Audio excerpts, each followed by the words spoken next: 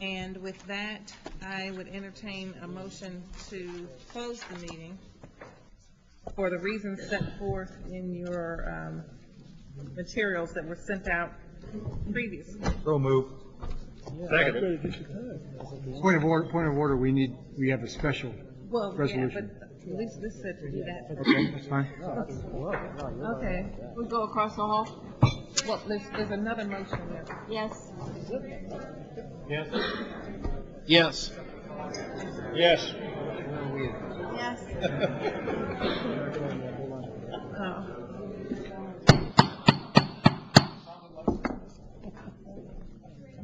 Yes. Yes. Yes. Yes. Okay, I also want to note that the board wishes to address certain security-related matters that may be appropriate for a closed meeting on other grounds than those that we just approved and the motion just passed. And with that, I invite David Russell to address the board on this topic.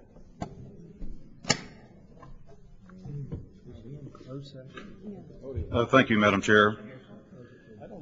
At the board's request, I have prepared a general briefing on matters that have to do with emergency preparedness and campus security.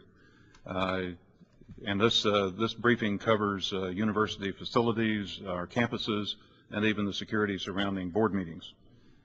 This presentation has been designed to be suitable for public discussion, and indeed I'm scheduled to give that presentation to you during the opening session tomorrow morning. However, I have also prepared a more detailed briefing for the board on matters that involve specific discussion of operational guidelines and policies and existing or proposed security procedures in use on our campuses. And I think that public disclosure of those matters could impair the university's ability to protect the security, health, and safety of persons and real estate. So with that in mind, I would suggest that the board consider whether it wants to conduct its discussion of these very specific security matters in a closed session. I consulted with General Counsel, and I've been advised that the Sunshine Law does have provisions in subsections 18 and 19 of section 610.021 that allow for the closure of a meeting to address matters such as those I have described, provided that the board makes a written statement to the effect that public disclosure would impair security and that the public interest is better served by closure. Madam Chair, I defer to you. Your belief that we satisfy that test, Your Honor? What we're Yes, sir, I believe it would. I'll make that motion. Second. It's been made and seconded? Yes. Yes. Yes. Yes. Yes. Yes. Yes. Yes.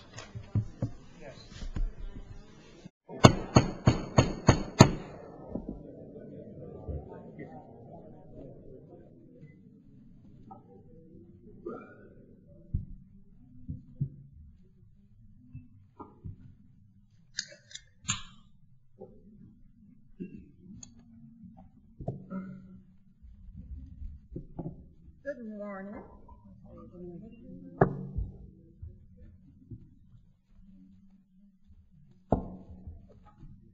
I would like to officially call the open session to order, the Board of Curators. And the first order of business are the information items that you see before you.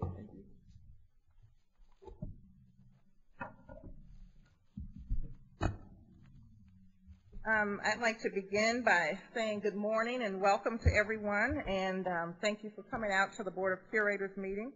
Whether you're attending in person here at the Havener Center or listening to us live via the internet, we are pleased that you have joined us today. I would like to ask everyone to put your cell phones on silent.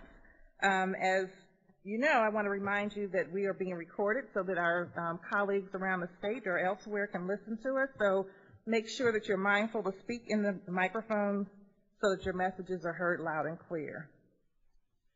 I'd like to thank Dr. Corney for hosting us, and please know that we are proud of your work at Missouri S&T and the work of our professors, researchers, staff, and as we saw this morning, our great students. Your collective efforts are integral to the University of Missouri system's continued tradition of excellence. I wish to begin by saying I'm very honored and delighted to preside at this meeting. Of course, it is always wonderful to return to my alma mater, and I continue to appreciate the hospitality shown on each and every visit. However, the fact that I'm standing on the ground of my alma mater this morning and presiding over this meeting is not the only source of my excitement today. I'm thrilled to be here for another reason, for today is a momentous one indeed. To my knowledge, it is the first time that two Missouri S&T alums have served this university in the positions of chair of the board and president of the system simultaneously, with the icing on the cake being that our first meeting with President Forsey at the helm is on the very campus from which we graduated. For that, I am grateful and specifically acknowledge and welcome Gary Forsey to this, his first meeting as the new president of the University of Missouri system.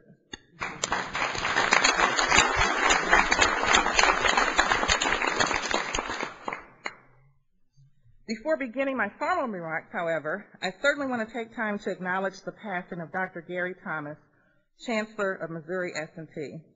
During his tenure from 2000 to 2005, enrollment on this campus increased by 18%, as did private and public funding, as well as our degree offerings. Dr. Thomas will be missed, and I thank him for his dedication to our university. As you all know, the theme of my year as board chair is economic development through research, life sciences, and technology. And I take the time this morning to share a few points of interest that highlights UM's role in economic development through research specifically. Just last week, Missouri S&T promoted to the news media the ongoing research by Dr. Yen-Fa Ma, Curators Teaching Professor of Chemistry. Dr. Ma has developed a non-invasive instrument for cancer screening. The device is called the P-scan and uses a group of biomarkers to not only detect cancer in the body, but to predict the type of cancer and its severity. Early cancer diagnosis is of course crucial to chances of survival and recovery. Dr. Ma's long-term goal is to refine and develop the P-scan for commercial use in clinical laboratories for non-invasive early cancer screening. When asked about his inspiration and tenacity, Dr. Ma declared, "I won't give up. I will continue to work on this project until we have succeeded and can market the instrument to save people's lives." I would like to acknowledge Dr. Ma and ask him to stand at this time.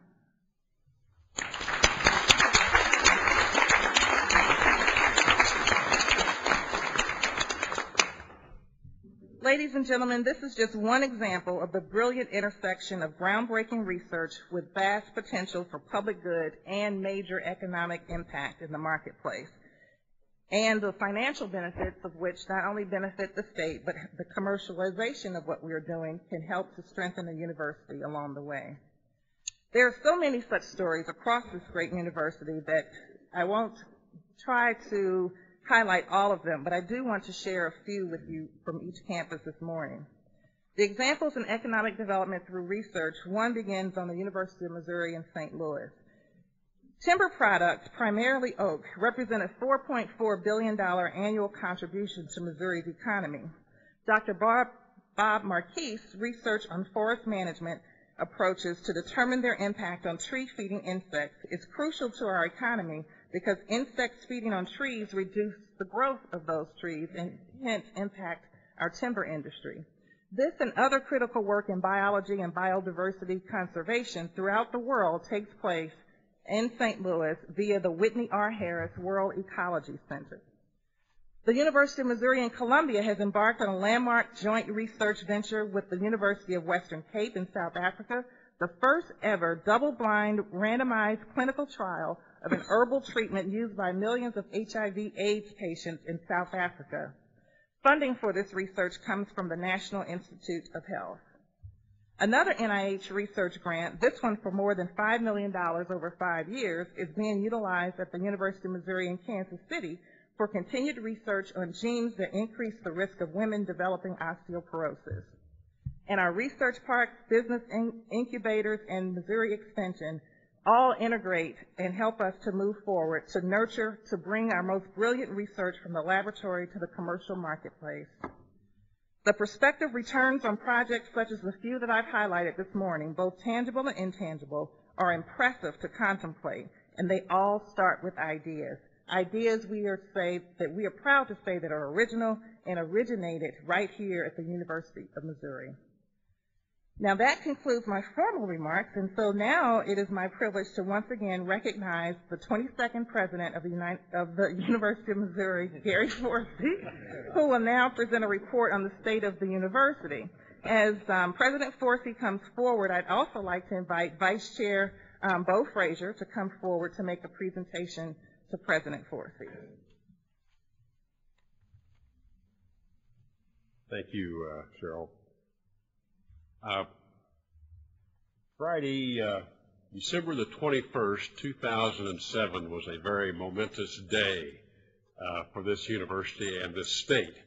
And I think that the Columbia Daily Tribune captured that very nicely in a cover of the newspaper that evening. And I wanted to present this to our new president to remember that day, and someday down the road, President Forsey, after Sherry wheels you into the home, maybe your daughters can get this out and show your grandkids how great their grandfather was. So anyway, something to remember that day.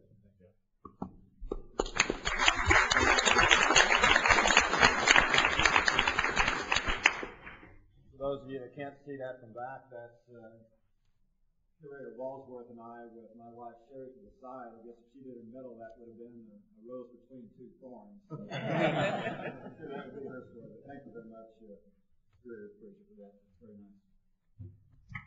Well, let me add my welcome to everybody this morning, and certainly if there's any question about why we're here and spending time, I think we had a chance to see that at breakfast this morning as we saw some of this campus's finest, including faculty, staff, and students, talk about what we do in terms of our mission in this state. So I think Chancellor Carney, thanks for your leadership, but certainly to all of our chancellors. I think we have so many great examples to show around our state and to all of our citizens about what we do as a university, and that was a great example of it.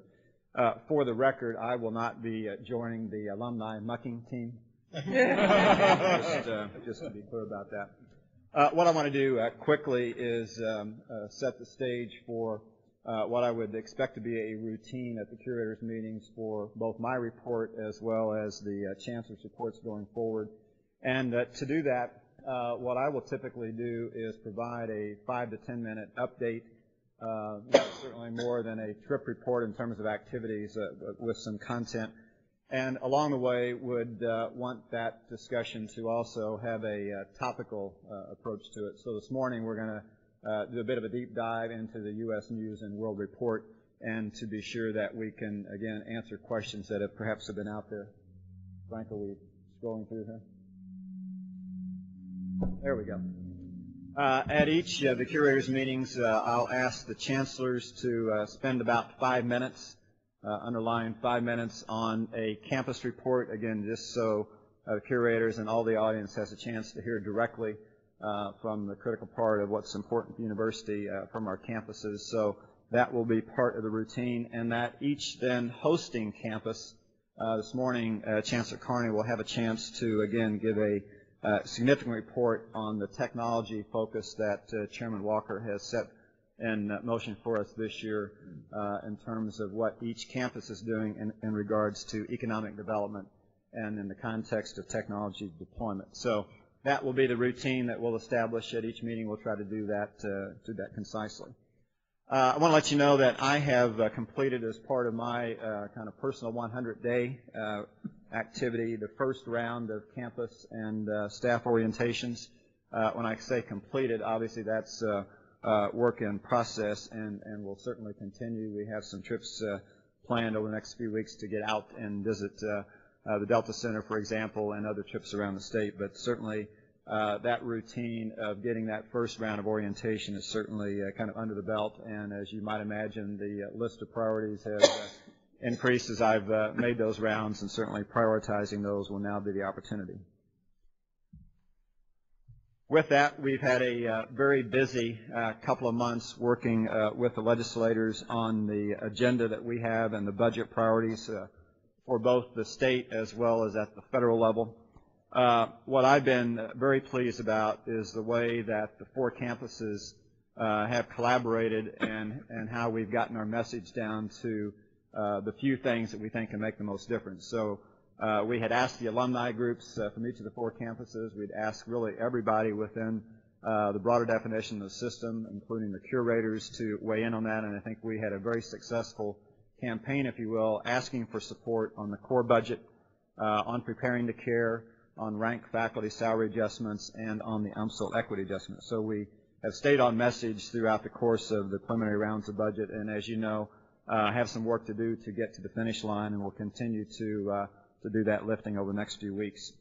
I should also mention that endowments have been in the spotlight. We responded to a federal request from 2 U.S. senators for information about our endowment. We put together a very detailed report which answered the questions that were raised in that, and certainly the perspective of our increasing endowment, which on the one hand is good news, and on the other hand, certainly nationally, there are endowments that are 10 to 20 to 40 or 50-fold what ours is. So again, in context, we've made a lot of progress, more than doubled ours in a very short period of time, and each campus has certainly participated in that, led by the $1 billion campaign going on at Mizzou. So again, very good news from that perspective. The questions that get raised as a result of that are our distribution percentages and how we apply what may be considered with a normal not-for-profit. We certainly are under different guidelines from that context, but also then how much of the endowment is in fact designated for use.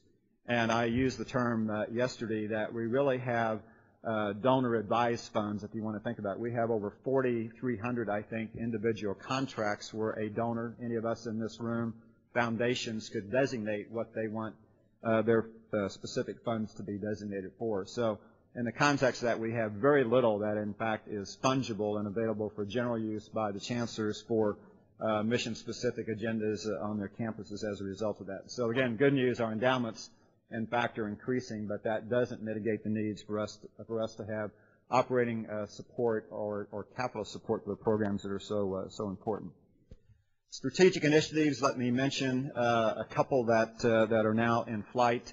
I have made an announcement to the general officers that we will be having a strategic planning initiative this year in conjunction with the curators. We will kick that off as a general officers group in mid-May with a day and a half or so retreat.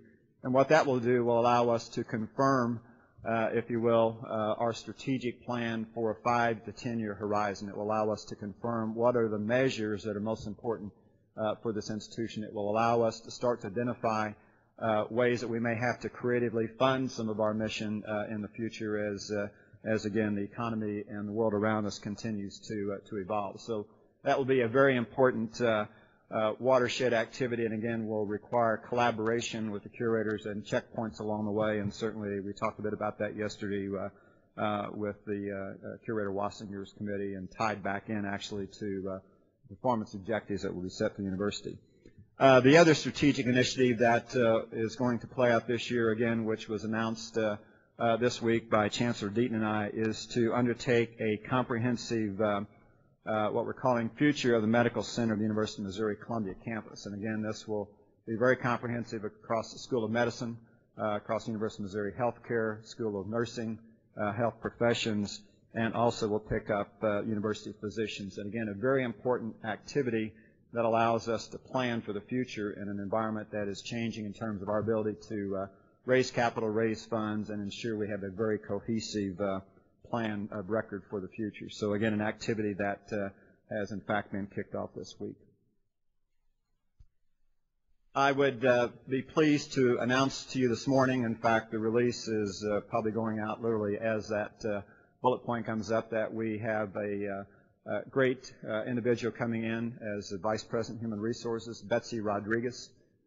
Betsy is coming from the University of Colorado. She is a University of Missouri graduate from the Columbia campus with degrees in psychology, and has really great experience in the broad categories of human resources, including working at the University of Colorado system level. So position announced this morning, obviously I would thank Blake Danhuser for his role in acting since Ken Hutchinson's departure in late December. Thank you, Blake.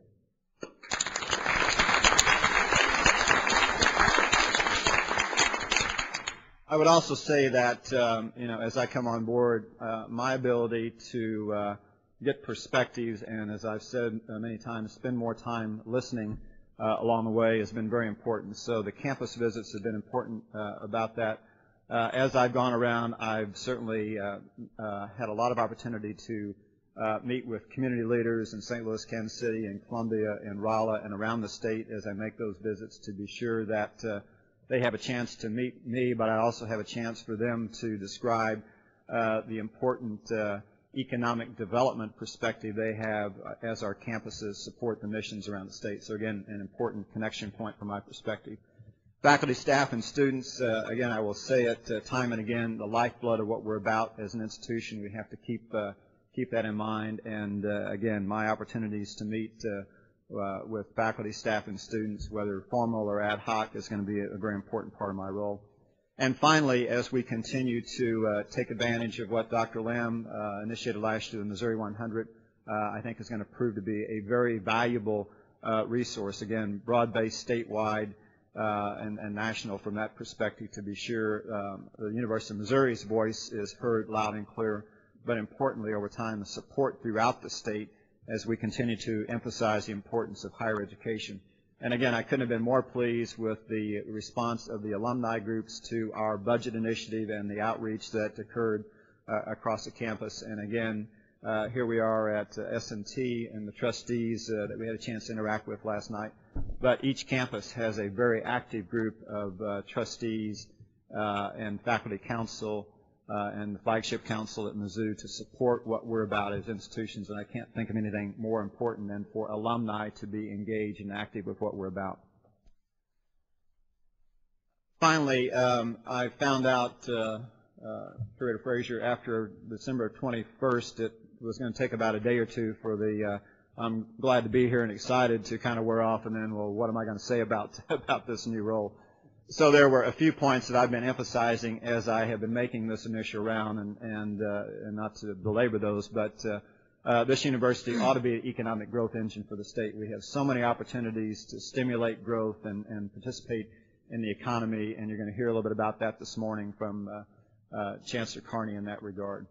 We have to be sure that our campuses continue to strive to be the best that they can be in a broad sense, but also over time to be sure that they refresh their strategies. And our strategic plan will certainly take advantage of the work that they've done on each campus, but also to strive for centers of excellence. We can't be top 5, top 10 at everything, and over time, resource prioritization and the ability for us to find out what we're going to be great in within the university. And frankly, as conversation that Curator Russell and I had last night, there may be things that we partner with others around the state or around the country to be sure that we have access for our students to be the best. Third point is something that, as I meet with students on campus and around the state, our ability to constantly pay attention to our students, that access is so important, retention and graduation rates are important, to be sure that our students, as they come on campus, are prepared to win and prepared to win in the context of getting that four-year education. So we, again, have to take advantage of the hundreds of things that are going on that you heard the admission deans talk about yesterday, to be sure that pre-K through 12 is supporting what we're trying to accomplish as a state, but importantly as the University of Missouri. And finally, again, tied to that is the economic model for funding. We talked, as you know, extensively about the budget process. So we talk about our ability to fund capital needs, and I think what I would suggest to you is we're going to have to be very creative in the future to be sure that our mission can be achieved, and it will not necessarily be achieved the way we have always relied on support from that perspective. So creativity is going to be important. And finally, higher education and education in general. I think it's up to the University of Missouri, because of our role in the state, to lead that discussion.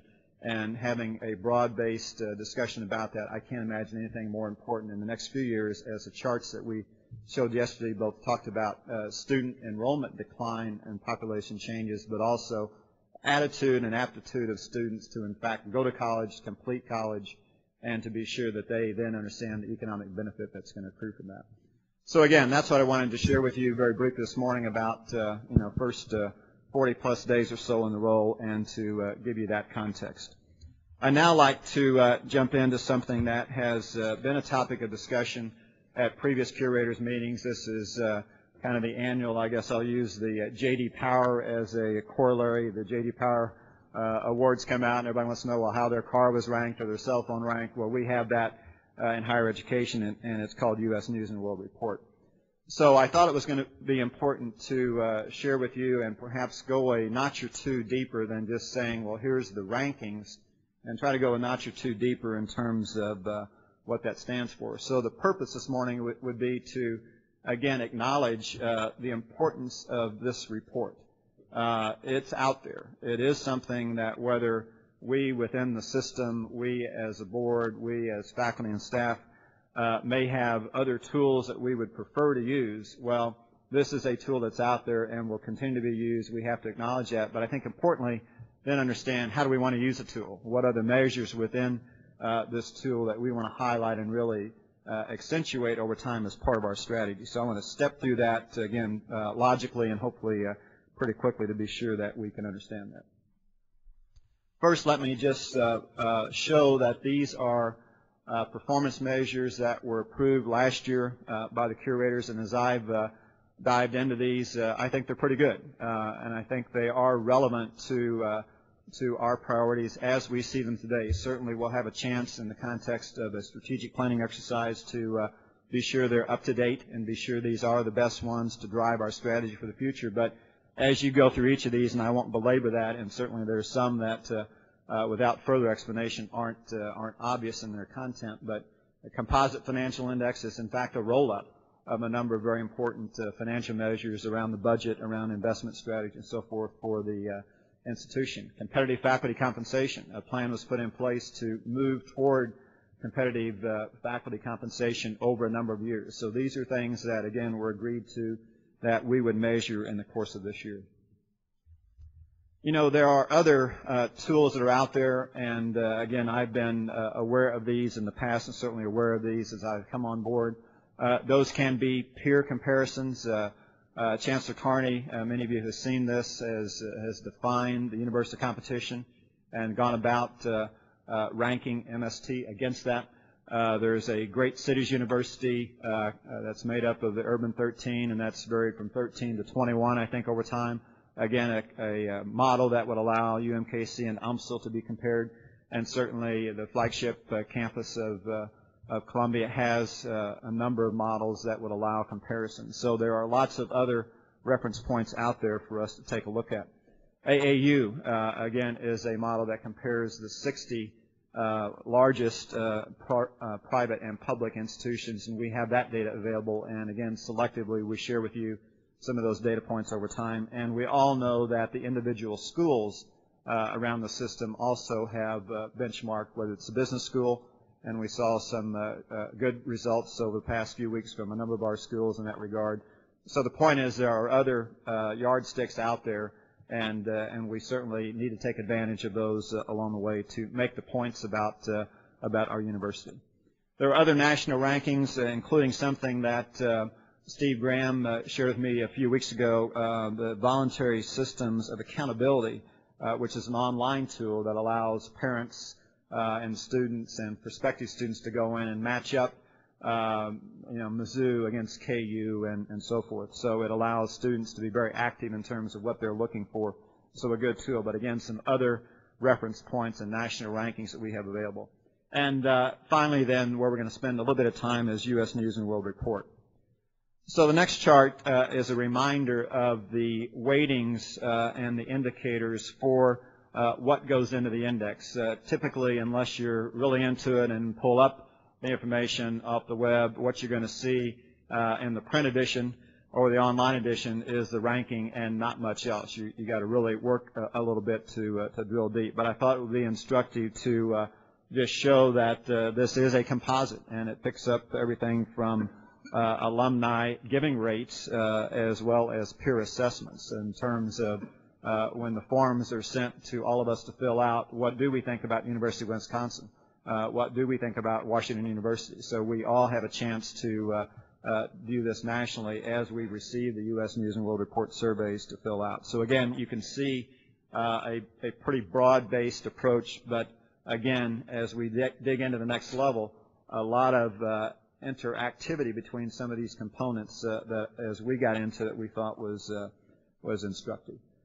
So with that, what I wanted to do is go deep, and we, because the information and the comparable ability to get data was more readily available for Columbia, I now want to kind of go deep the next couple layers down on Columbia and just show again in detail kind of how this works. So what we've got on this chart are the 07-08 comparisons, and you can see, you know, slight ups and downs in terms of, again, back to the previous chart of what those different components were. So 07, 08, 08 results obviously are just out.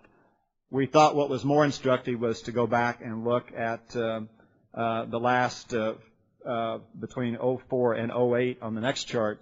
And again, you can start to see some changes as a result, again, of some of the key drivers that I'll get to in just a minute. So again, you may want to set this chart aside because the next few charts then start to get into, okay, what are the drivers and what are the components? What are the things that have happened within one of those line items that cause the result? And I think as you'll see, these dots do get connected.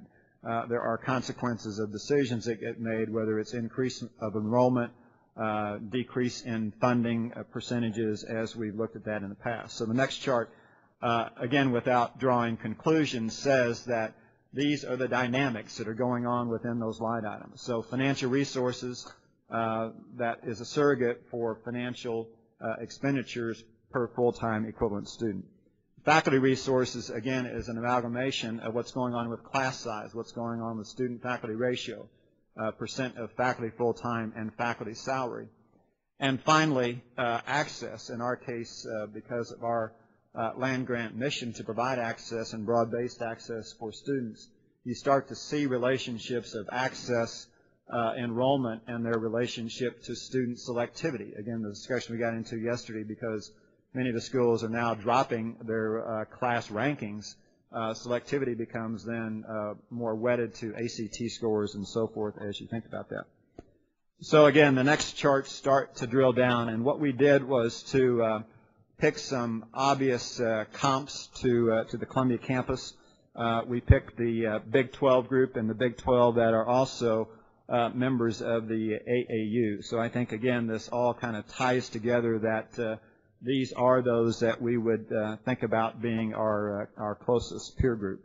So again, using that 04 to 08, and we're going to drill down several charts, this chart shows the actual instructional expenditures against this group of universities. And you can see a pretty wide range from the high of 36 and 35% to the low Texas A&M at -9%.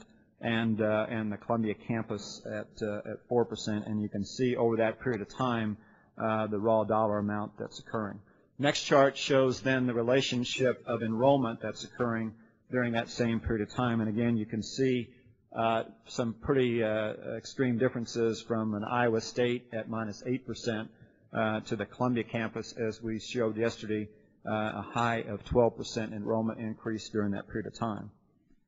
So the next chart then shows, okay, well, how does all that start to blend together in terms of this raw ranking? And you can see for those universities, you can see, again, during that period of time, how some of these relationships, the previous chart, most of the institutions that we're comparing against here had limited or negative headcount growth, yet their funding actually increased during that period of time. So then as you start to apply that to some of the measures that are embedded within the U.S. News and Report, you can start to see the relationships start to produce these ranks. So on this chart, you can see across the page the overall rank, you can see the faculty resource rank, and you can see the financial resources rank as a result of that.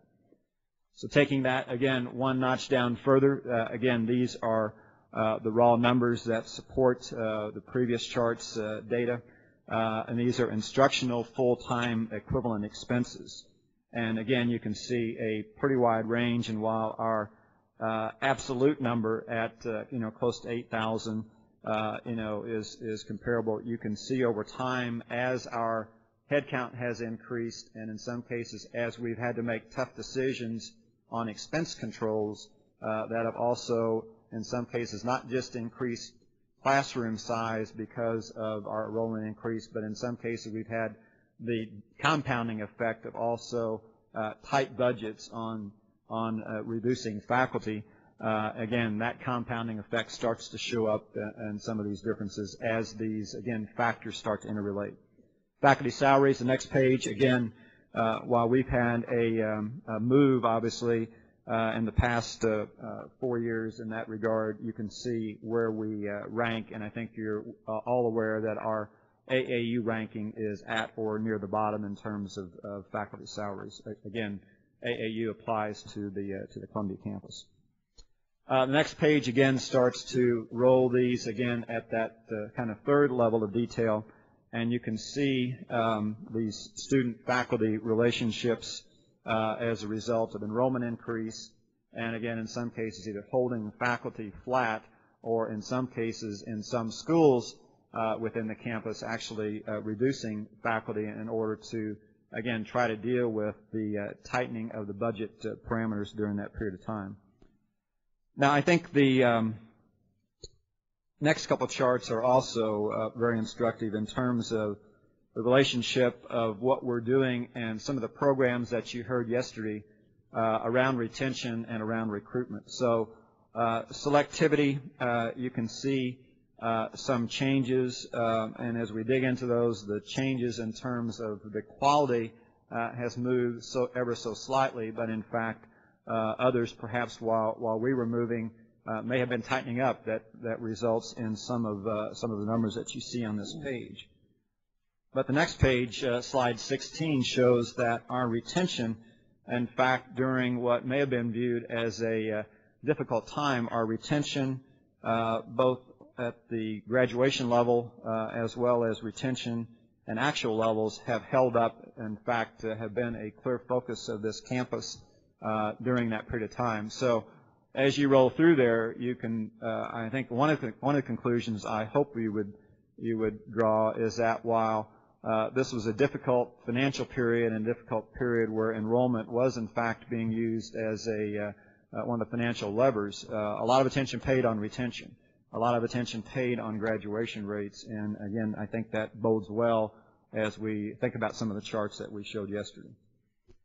So the final chart, and again this was to pick up from our discussion yesterday about how do we think about U.S. News and World Report, but I think more importantly as we look at the drivers and the measures that are embedded in there, which are the ones that we want to pick out and focus on. And I think the curators and the general officers did a good job last fall from the first page, because we have picked out some of the key drivers to pay attention to. And as you can see the relationship, though, when those drivers start to work their way through the complicated formula within U.S. News and World Report, there are dots that get connected. There are dots that get connected because of the financial structure of the university. The dots that get connected because of what we are doing consciously for enrollment to get ahead of some of this curve that we have seen out there, and those that tie together. So I think the questions that get posed, we have a set of measures that we've signed on for. A lot of those are reflected in my performance objectives that were shared yesterday.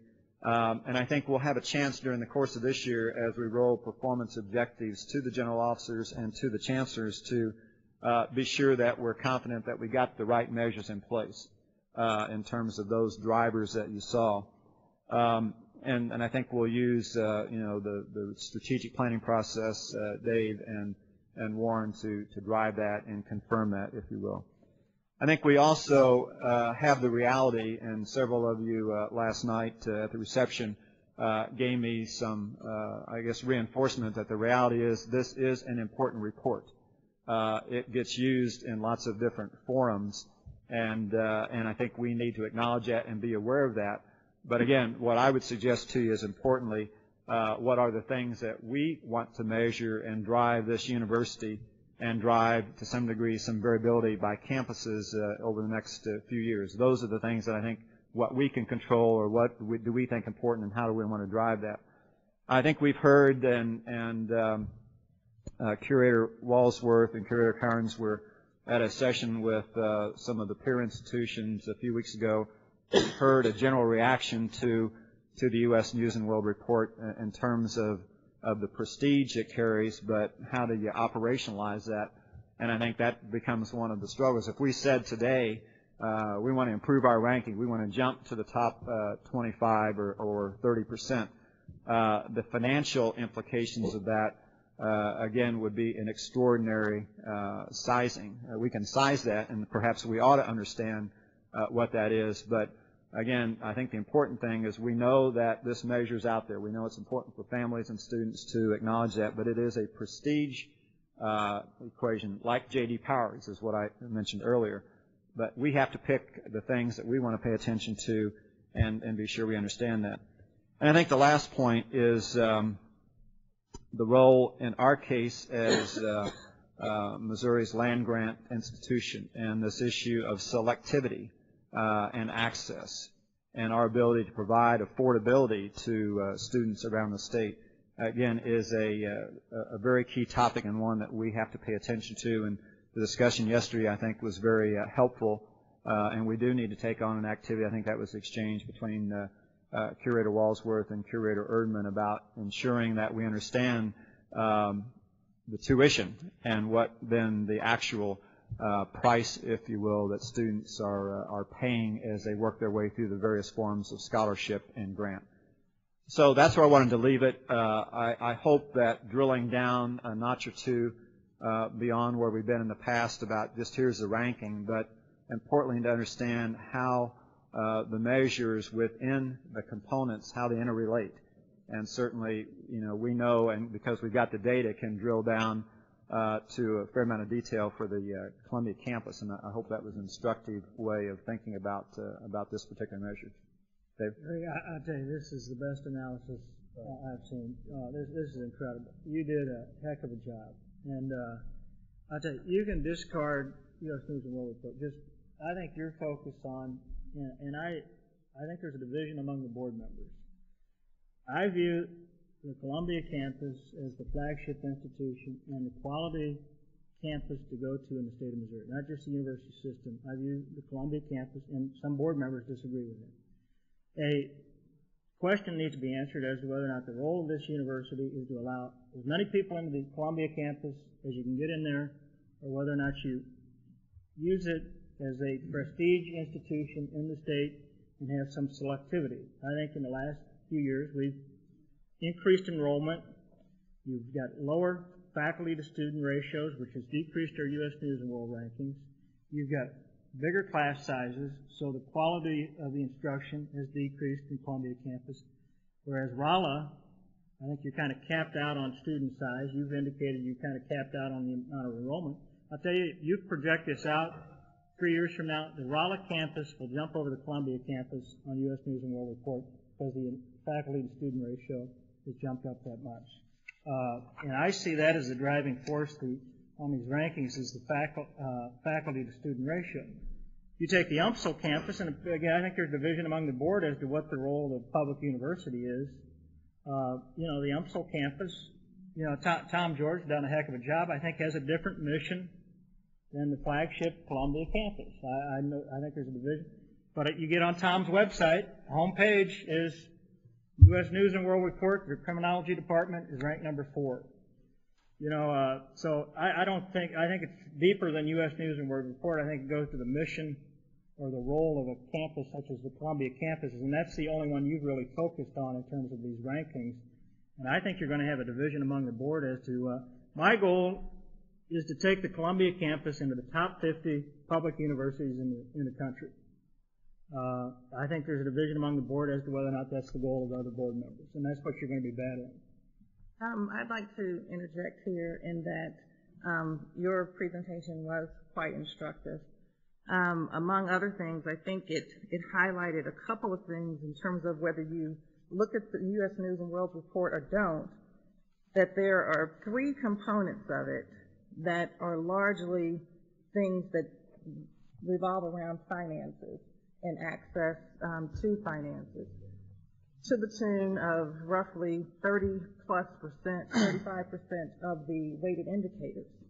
I do disagree with what Curator Wassinger said, because I think all of our campuses are centers of excellence and should be centers of prestige, not one over the other.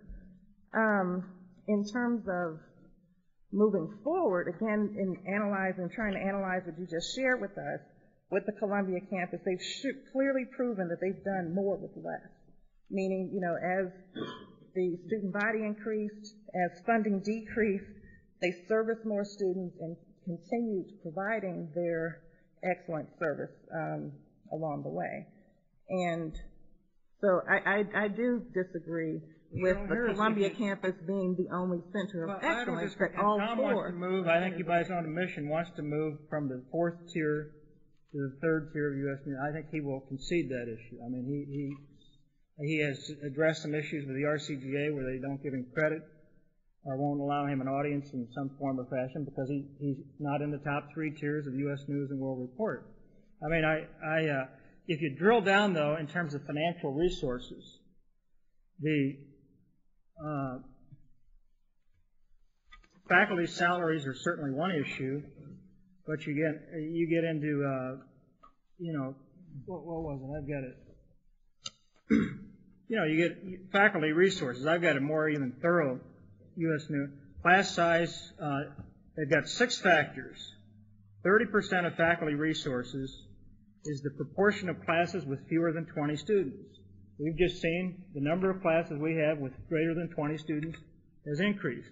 So on the faculty resources, it has nothing to do with monies. It has the fact that we're bumping up these faculty-student ratios. Sure, if I may, it has exactly to do with money because yes and no. In Compete, Missouri, in the last 4 years, as our rates of funding have declined, and you heard yesterday, we have left to the campuses to design how they're going to address shortcomings in funding missions. So they have to make those tough choices. You heard Chancellor Carney. You heard Chancellor Carney yesterday talk about delayering as his approach. You heard from the Columbia campus in Compete, Missouri, where faculty positions, when they're vacated, will typically be left open for periods of time or not be filled. So those are the tough choices that have been made, and they directly correlate then to class size and the dimensions that go along with that, including, over time, quality of faculty as we replace the stars and the experienced ones with new faculty that come in that don't bring with them research. So it's, I'm sorry, but I think it's directly correlated to our financing capability. But because of the financing shortfalls, we've increased enrollment to bring in more tuition dollars to fund these. And as Curator Walker said, we've done a lot in that regard with less resources. Well, I just want to give you a heads up. I think you're going to. I think you've done a wonderful analysis. President, it's great. Well, see, I think you need to read on out, David. You're reading the first percent of classes under 20 went from 52 to 44. Read the student-faculty ratio is still 18-1, which is much better, or somewhat better than the majority of the other students, other schools that's rated here. Consequently, what this is telling me is that the Columbia campus is in dear times of stress times of financially stressed area, we were still able to maintain 18-1 student-faculty ratio. And I think that's admirable on the Columbia campus. But the percentage of classes under 20 went from 52% to 44%. Well, maybe. And that's what they're looking at, is the number of class sizes under 20. You went from 52% to 44% over a 4-year period. And that's telling. I mean, I'm not saying it's right or wrong. I'm just telling that is what's driving these. I'm not saying it's right or wrong. I'm just telling you I think there's a lot of merit to what you've done. The university, you can take this as a company, as a business, and it's strictly basic economics.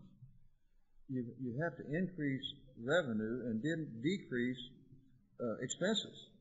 I mean, that's the model. I mean, that's the basic for. I'm not saying it's right or wrong. I'm just telling you that's what's driving, I think, the quality of the education. Well, I think one of the things we'll achieve, and I mentioned it yesterday and today, we will achieve with a strategic plan of the system is alignment and agreement. We will win when we're aligned, and so it will be our opportunity to bring forward the plan for each of our 4 campuses to be excellent in the future, and to ensure that as a board that we're aligned in that regard. That's the only way, given the other dimensions that we deal with at the legislature, at the federal level. That's the only way we will win out of this room, which is our principal objective. How do we make University of Missouri win by this room being aligned? So that'll be a task that we'll take on. Julie Russell? Gary, I agree with what's been said. This is an excellent report and gives us an opportunity to kind of look in more detail and agree with what you said about the finances. And it raises, though, the opportunity to look at the setting of priorities. I don't have all the data in front of me, but I think appropriations in that period increased about 10%, and instructional expenditures increased 4%. Mm-hmm. So that does allow us then to look at where are we setting our priorities, because if the data I've got here is right, then we've not increased instructional expenditures at the same rate that we've even gotten our state support, which we have in the past said that isn't adequate. So we need to look at what our priorities are. Mm-hmm. And we can sort those numbers.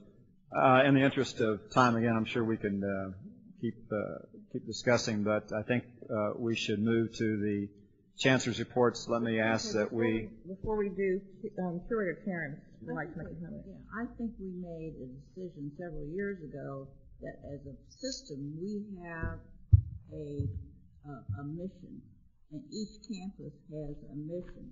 To stay true to that mission and to be the best we can be at each school. And so I think that we ought to keep that in mind. And the other thing, as you were presenting your report, which I thought was also excellent, is that why, if we are so bad, according to U.S., or non-ranked according to U.S. News and World Report, is our enrollment rising so much faster than the others? Well, you dropped your selectivity. That's another factor. You drop down, and if you look at selectivity, we're not being selective with the students, which prompts additional drop in rankings.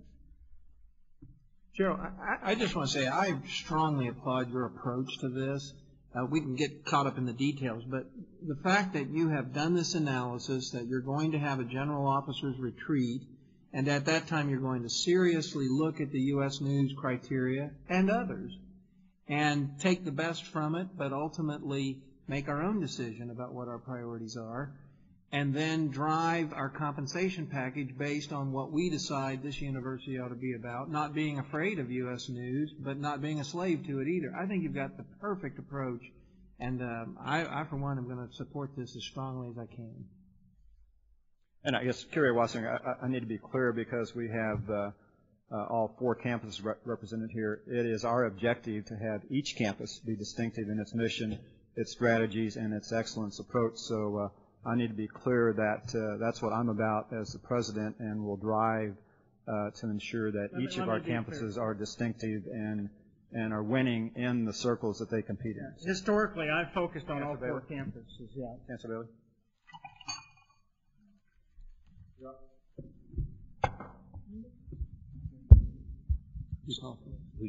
Which one's starting first? Right across the line. Okay, great. I think there's a PowerPoint that will come up in just a minute about the state of our campus. We can go to the first slide. We're very pleased with what's happened the last few months. Our faculty, staff, and students have all been doing remarkable things. we take great pride in the fact that you have a small campus experience at UMKC. You're likely to get to know your instructors, and we have a number of faculty teaching accomplishments that I think reflect that. One of our assistant professors in history won a very prestigious National Endowment for Humanities grant to host one of 20 We the People 2008 Landmarks of American History and Culture workshops for K-12 teachers. We talked yesterday about our involvement with public schools and K-12, and this is another way for us to be involved. One of our chemistry teachers, one of the most popular teachers and best teachers on our campus, won a Governor's Award for Excellence in Teaching.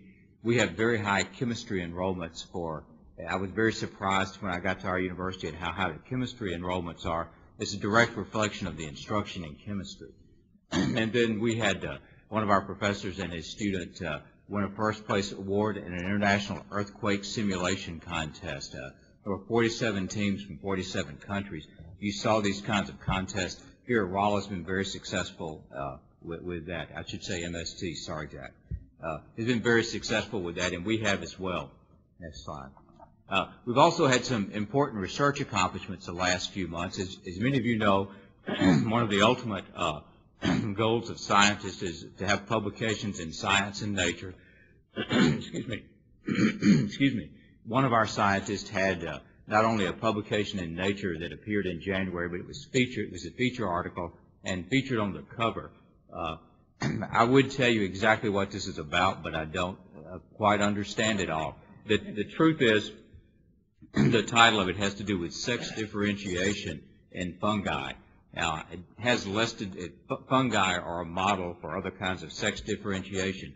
I want to point out here we have and I don't know exactly how to brag on this, but we have the world's largest fungus collection on our campus. Now, it's not simply that we like fungi.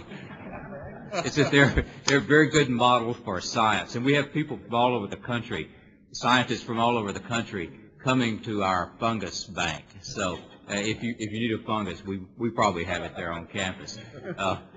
One of our professors, most of you know we have a very good program in dentistry and bone biology and mineralized tissue.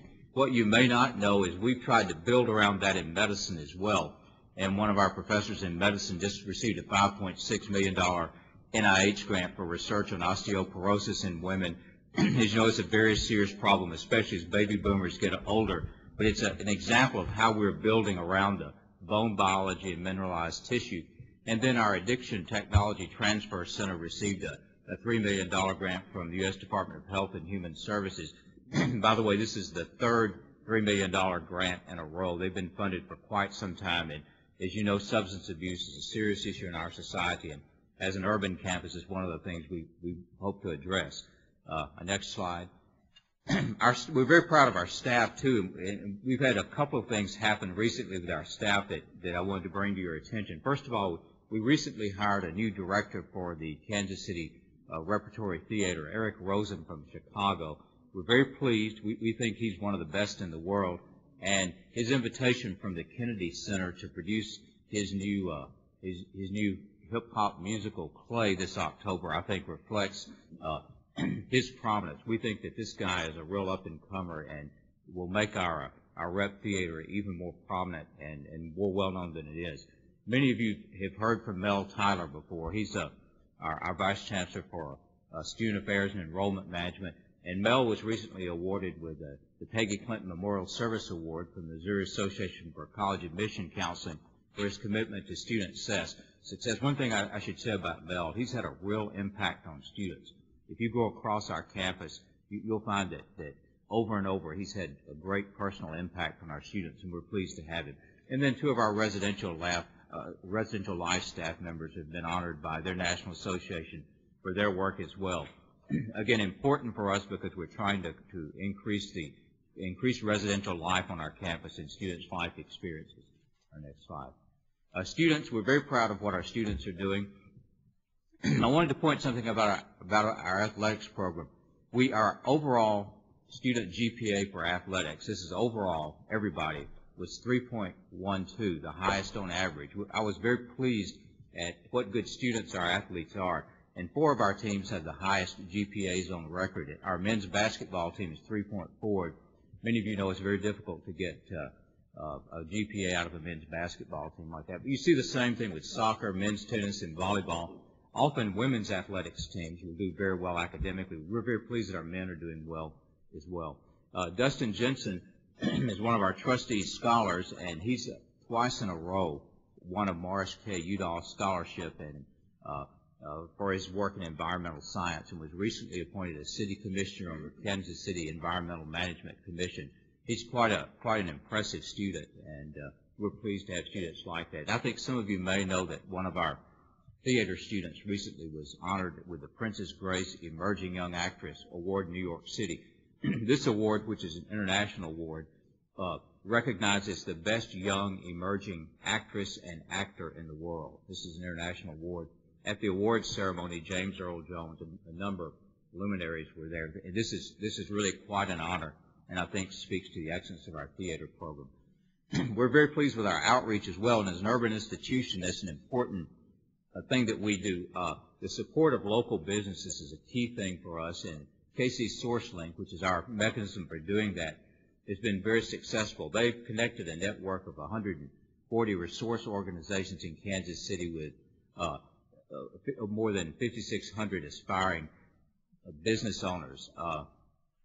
They've also provided another 7,500 entrepreneurs with online resources, and they've assisted in the establishment of 133 new Kansas City businesses since 2003. And again, business development, business startup is something we support, and we think is part of our role as a university.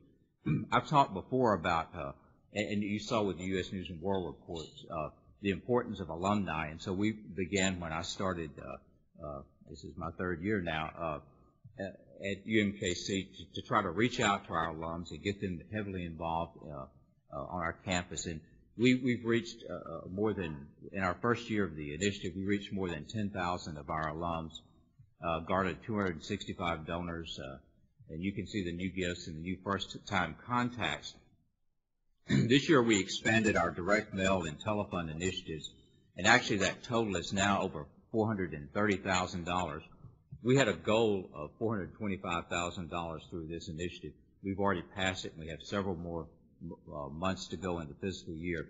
So we're very pleased with what's happening with our alums. They've been very active compared to what they've been in the past. Excellent. We have many various distinguished alums as well, and this year, 3 in particular, whose work I wanted to point out. Charles Bruffy, who is directs the Kansas City Chorale, won a Grammy for his work. And again, it's a very prestigious award. You can't do much better in the recording business. One of our alums from the School of Education won the Milken National Educator Award. She lives in Phoenix now. I was happy to meet her at an alumni outreach event in Phoenix. But again, we're very, very proud of her accomplishments. And then, if any of you have watched The Sopranos or saw the musical Tarzan on Broadway or watched the FX Network's Damages, I got to confess I haven't seen any of those things. So I've missed one of our most prominent alums who has had a role in all of those, who's actually a star, one that had the star role in Tarzan and in Damages. So as you can see, our theater students and alums have done quite well. In any event, it's been a very, very good past few months for us. We're pleased with what's happening on our campus. Our faculty, students, and alums are all doing very well. We think that there's a lot of energy on our campus now, a lot of things going on, so I'm very pleased with what's happening.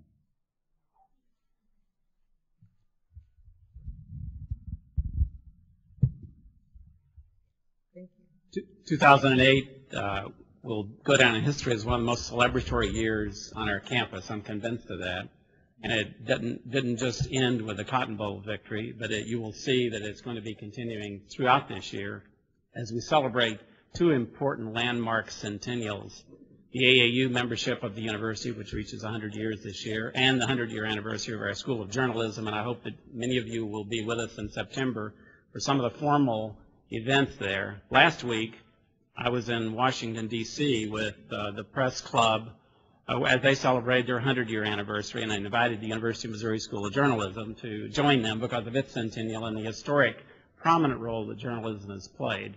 We're proud of that. We have about 13 students who are in that office in Washington, D.C. at the press club and get this world-class experience with this first and greatest school of journalism in the world. We're very proud of it.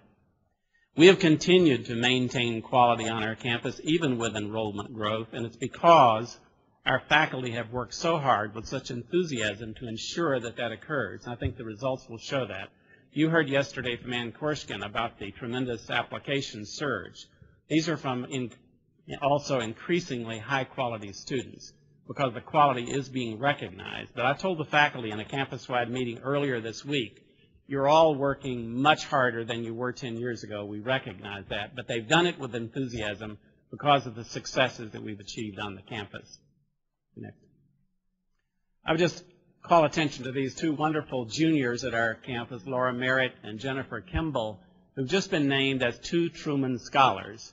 There are only 65 Truman Scholars named in the nation. We have 2 of them. We're very proud of that. We also had 3 Goldwater Scholars this year, very selective, important achievements, providing $30,000 scholarships for these students for graduate studies. We're into our campaign in a major way as we look toward winding up our $1 billion fund this year. We're proud of what's been achieved as we reach, at this point, the $921 million mark. That's the first time you will have heard that figure, but we're continuing through the year. This campaign, coming when it did at a time when we had a diminution in resources from the state, has enabled us to provide 1,500 more scholarships. 1,500 more scholarships and 97 new professorships, as well as $326 million more for programs and 123 more for facilities. The campaign has been vital, and we're planning now for the continuation into the future of future campaign planning. It's enabled us to do such things as devote, for example, thanks to the Margaret Proctor Mulligan gift of $6 million, medical research on cardiovascular and cancer will be continued with 10 endowed professorships, more than any other gift that has come to the university. This has just been announced. 6 of those endowed professors are pictured here. Others will be hired. These kind of gifts also enable us to expand our outreach through distance education and on-site learning with health professions to meet critical needs in the state. $1.3 million being provided to health professions to share the innovative curriculum we have with community colleges through a linked partnership with community colleges in the state. Fred Hawthorne and his group, you've heard about him, National Academy of Science member, has just moved into the new nanoscience building located in the incubator area of the campus along with the research reactor, with research targeted toward cancer particularly. In addition to that, we have in the same area of life sciences, biochemistry that links particularly agriculture and the School of Medicine on our campus, and very creative research. The Schweitzer Hall edition, you won't even notice it. It blends in so beautifully with the arch you see here. In this shared arrangement for life sciences and biochemistry research with agriculture and medicine, we have located a new 800 megahertz nuclear magnetic resonance tool that is one of only 2 in the nation, and will be providing a resource for researchers across the state of Missouri, across the eastern part of the United States. The other one is located on one of the University of California campuses. But it also represents kind of multidisciplinary research that we have on our campus and have highlighted. There's tremendous other research, and you have before you an article from The Economist magazine just out, in which a couple of 3 paragraphs in it are devoted to research at the University of Missouri, particularly the work of Bob Zoe in engineering, the work of Gabor Forgash and others in organ printing. These are exciting, cutting-edge research. Gabor Forgash's research was recognized by the NSF as the most exciting research going on in the nation today. But this is exciting work, and I guess Kathy is passing out the Economist article that really has captured the attention. It's a widely circulating 1.3 million distribution out of the United Kingdom, as you're well aware. We had a recent Chancellor's Global Issues Forum, a series we've had that focused on this historic relationship of 20-plus years now with the University of Western Cape in Africa. Curator Walker talked about that research a few moments ago that Bill Folk, who's pictured here, with some of his University of Western Cape colleagues. President Forsey joined us in this celebration, and I wanted to call attention to it not only for its historic significance as a major partnership through the apartheid period in South Africa with the University of Western Cape, but also because Doug Russell was on the board of curators also at the time this program was initiated. And Doug, we're eternally indebted to you for your role in making that possible, so thank you.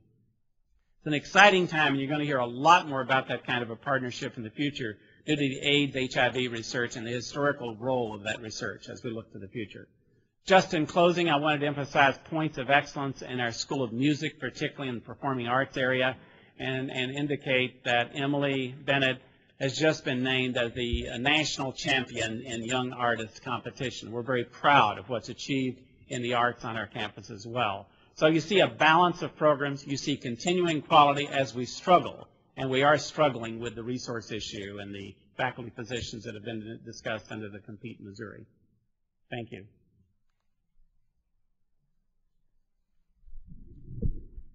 Well, thanks for this opportunity to talk about what's going on at UMSL. I'm just going to give you a few selected activities that we're involved in.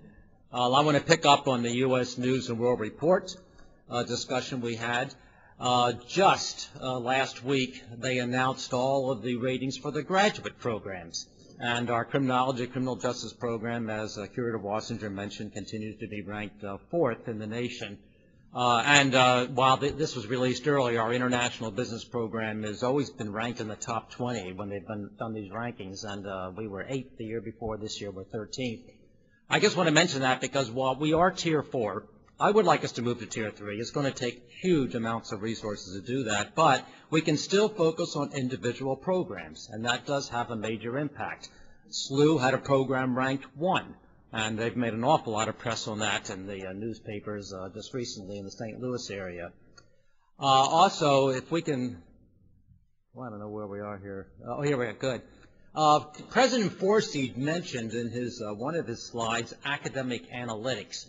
While U.S. News and World Report does have probably the largest reputation in terms of ranking universities, there are a number of other national rankings out now, and one is academic analytics, and we were ranked this past year 5th in the nation among small research universities, and that's those campuses with 15 or fewer doctoral programs. And we were placed right behind Boston College and Georgetown University. And then if you drill down into that, they also rank programs. I know some of the other campuses here have ranked programs. Our Management Information Systems program ranked 3rd among all universities, whether you're small or large, and we're right behind University of Arizona and University of Georgia in that. We have a doctorate in Management Information Systems. I think it's the only one in the state. So again, one can look at individual programs, and one can look at also other rankings besides U.S. News and World Reports. Let me just tout a few accomplishments that we've just had recently. In our 4th ranked criminology, criminal justice program, one of our faculty, Richard Rosenfeld, received what's called the Sold on St. Louis Award from the RCGA. That's our local Chamber of Commerce. And this is for his work in talking about some of the press we've gotten about St. Louis being one of the most dangerous cities in the country. It's not. And he is able to refute these kinds of, I guess, sensationalism reporting that one sees. You actually, those of you that came to a breakfast meeting, I think it was maybe 2 or 3 Board of Curators meetings ago on the St. Louis campus, you heard Professor Rosenfeld give a presentation on this. Moving over to English, Richard Cook, who's a faculty member there, has written a book on Alfred Kazin, and this is he was a literary critic during the 19th century, but this book has received glowing reviews in the New York Times and also the Wall Street Journal.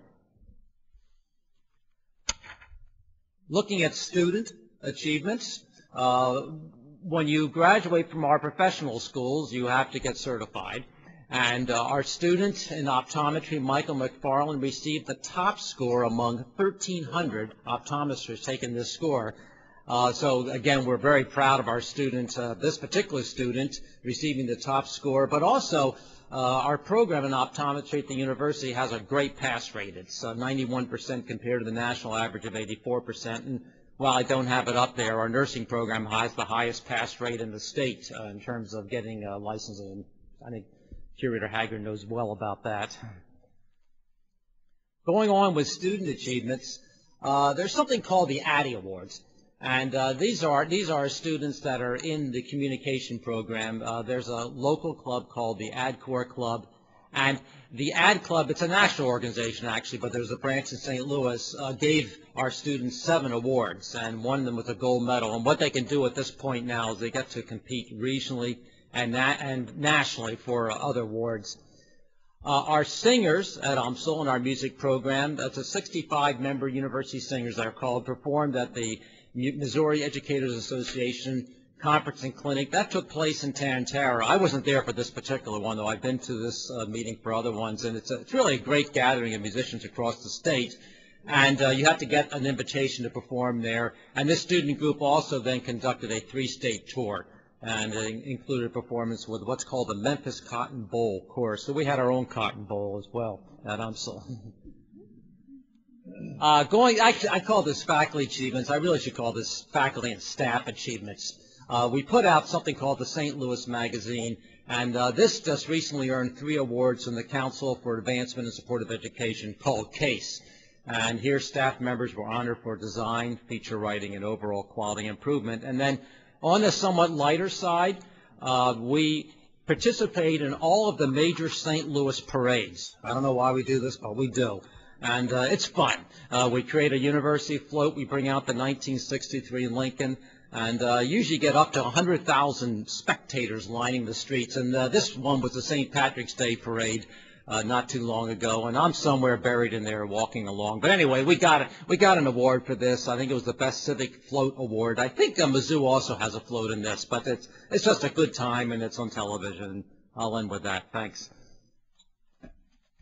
Thank you. The 4th of July parade is better. They got you on a piano in a truck playing jazz. Yes, I have played music on those, yeah. They'll profit parade, I should say. Years ago. They still have that? Yeah, it's Tom, who plays that ad? Who plays that ad in time? I'm going to go right in, after this report, I'm going to go into the economic development report, so I'll do it from here. Curator Walker has already talked about Professor Ma in his work with cancer. He's a very shy, modest person. He's already fled the room because he didn't want to be recognized for a second time. Actually, he had to teach a course, but this is an amazing statistic. He teaches the general chemistry course to 187 students, many of whom do not want to be in this course. And he has received a perfect 4.0 ranking from 187 students in this general chemistry course. So this man is a Renaissance man. He's doing cutting-edge research, and he's an unbelievable teacher. Another example of faculty achievements in teaching, Joel Birkin, who's an associate professor of civil architecture and environmental engineering. He's actually an environmental engineer. He's just received the 2007 Association of Environmental Engineering Professors Award for outstanding teaching in environmental engineering and science. And Joel also chairs the Missouri S&T Green Campus Committee. We have a real initiative that we're starting here on campus to make our campus greener. A faculty achievement example in research, a group of Missouri S&T researchers has just been chosen by R&D magazine as one of the top 100 most technologically significant products of 2006. Basically, what they've done is they've developed a way to not use chrome in applying a primer to aircraft. Chrome is a nasty element, causes cancer. So they have this new process to create a chrome-free coating that reduces health risks and works. And go back, please. And this primer is now being used to coat the entire U.S. Air Force fleet of F-15 fighters and it's just been approved for use on our Apache helicopters.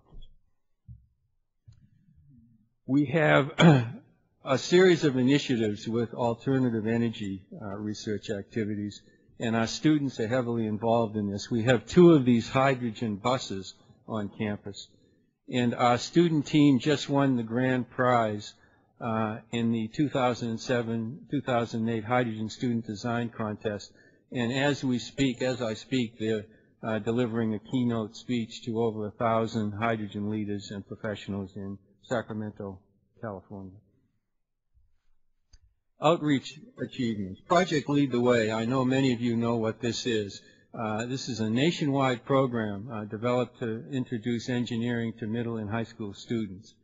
And we are taking the lead in Missouri to do this. We sponsor summer 2-week programs for high school math and science teachers where they live on campus for 2 weeks. And we basically give them the rigorous training they need to deliver this Project Lead the Way program. And in Missouri, 112 high schools are involved with over 6,000 students. In the interest of time, I won't go into the specifics, but we have outreach relationships with all of these entities. Again, bragging on our students for a second. Our average ACT score for our student body is 27.4, which places our students in the upper 10% in the country. Our career fair attracted 286 companies last fall. Why are they here? They're here because they want to hire our students. Our starting salaries are, as Frank said in the breakfast this morning, we have some real issues when our graduating seniors are making more money than our tenured faculty members teaching them. And basically all of our students, by the time they graduate, either have a job or they're going to graduate school. They know exactly what their next stage of life is going to be. This is a group of our students and staff who won 6 of the possible 10 awards at a recent meeting of the Midwest Affiliate of College and University Residence Halls. We're very proud of our residence halls. Residential colleges 1 and 2. One's brand new and the other's about 3 years old. We house around 550 students in these new facilities. And you heard about the human-powered vehicle example of our student design team's success. And another example would be the Solar House team, which competes in Washington, D.C. every other year. There are only 20 universities in the world who are invited to compete in this competition. I want to say a few words about our athletic teams. We're Division II.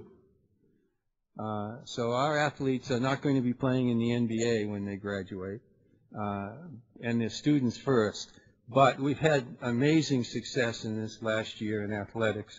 And our swim team competed in the national meet, which, by the way, was held a few weeks ago at Mizzou in the outstanding facility we have in Columbia. And they finished number 2 in the nation, which I think is extraordinary. And 40 All-American awards and 33 finishes among the top 8 nationally. Furthermore, our women's basketball team made it to the elite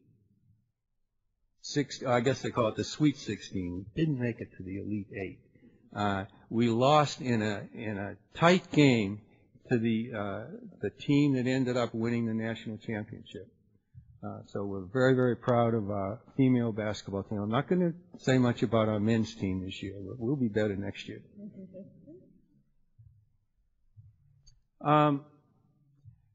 Brady, you mentioned Goldwater scholarships. These are prestige scholarships. There are only a couple of hundred awarded in the country, and they're for undergraduate students who are studying science, engineering, or math. And we just found out this week that Brandy Clark, a junior in chemistry, has received one of these prestigious awards. Our public relations folks, they're a wild and crazy group, as you can see. They just won 13 awards for excellence in all these various activities relating to public relations. 13 case awards. including the Best Overall Advancement Program Award for a university between 5,000 and 7,500 students. Enrollment management, we've grown significantly in the last 7 years. Our minority student enrollment is the highest it's ever been, and we have over 21 science, technology, engineering, mathematics activities on campus, which attracts more than 3,000 activities each year. And the coach of our men's swim team, Doug Grooms, has just been named the National Coach of the Year for this season. I tried to get Doug here, but he's not here. However, the athletic director, who deserves a lot of credit for what's going on, is here. Mark, stand up and be recognized. Mark Mellon.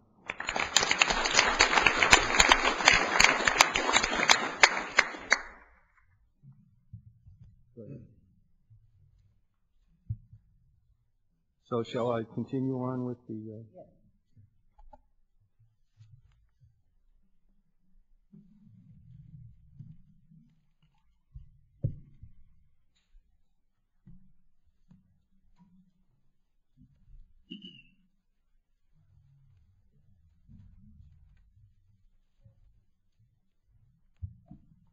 When we think of the life sciences at Rolla, we don't have a medical school, obviously, and we're not going to, and we don't want to. But we think of things like biomaterials and biosensors and bioinformatics, this kind of thing, biomaterials, biomedical engineering.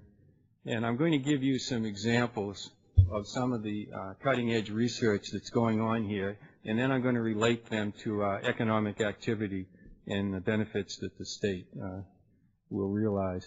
That is a nasty picture of a liver that's cancerous. And one of our faculty members, joined by many colleagues, has developed a process to deal with liver cancer, which used to be a death sentence, by the way. And what we do is, that picture in the lower right-hand corner shows a human hair. So this gives you an idea of the size, the diameters of these spheres that are made out of glass and are subjected to radiation with a half-life of only 64 hours. And what is done is that these glass spheres are injected into an artery, and your bloodstream carries it directly to the liver. And these radioactive beads get stuck directly in the tumors that exist in the liver. Go ahead.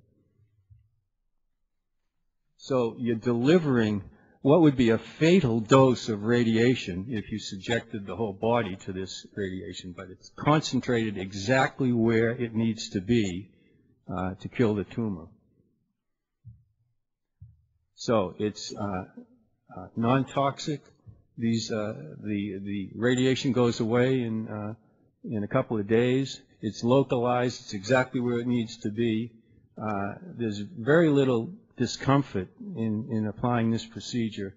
Minimum side effects, and greatly increases the life capacity. This treatment is now being used in most states in the U.S., and I'm almost embarrassed to tell you that Missouri is not one of them. This has led to a very, very successful commercial enterprise, which is here in Rolla. This company provides 35 jobs. There's almost 1,000 customers around the world, and the economic benefit to the state of Missouri is over $50 million.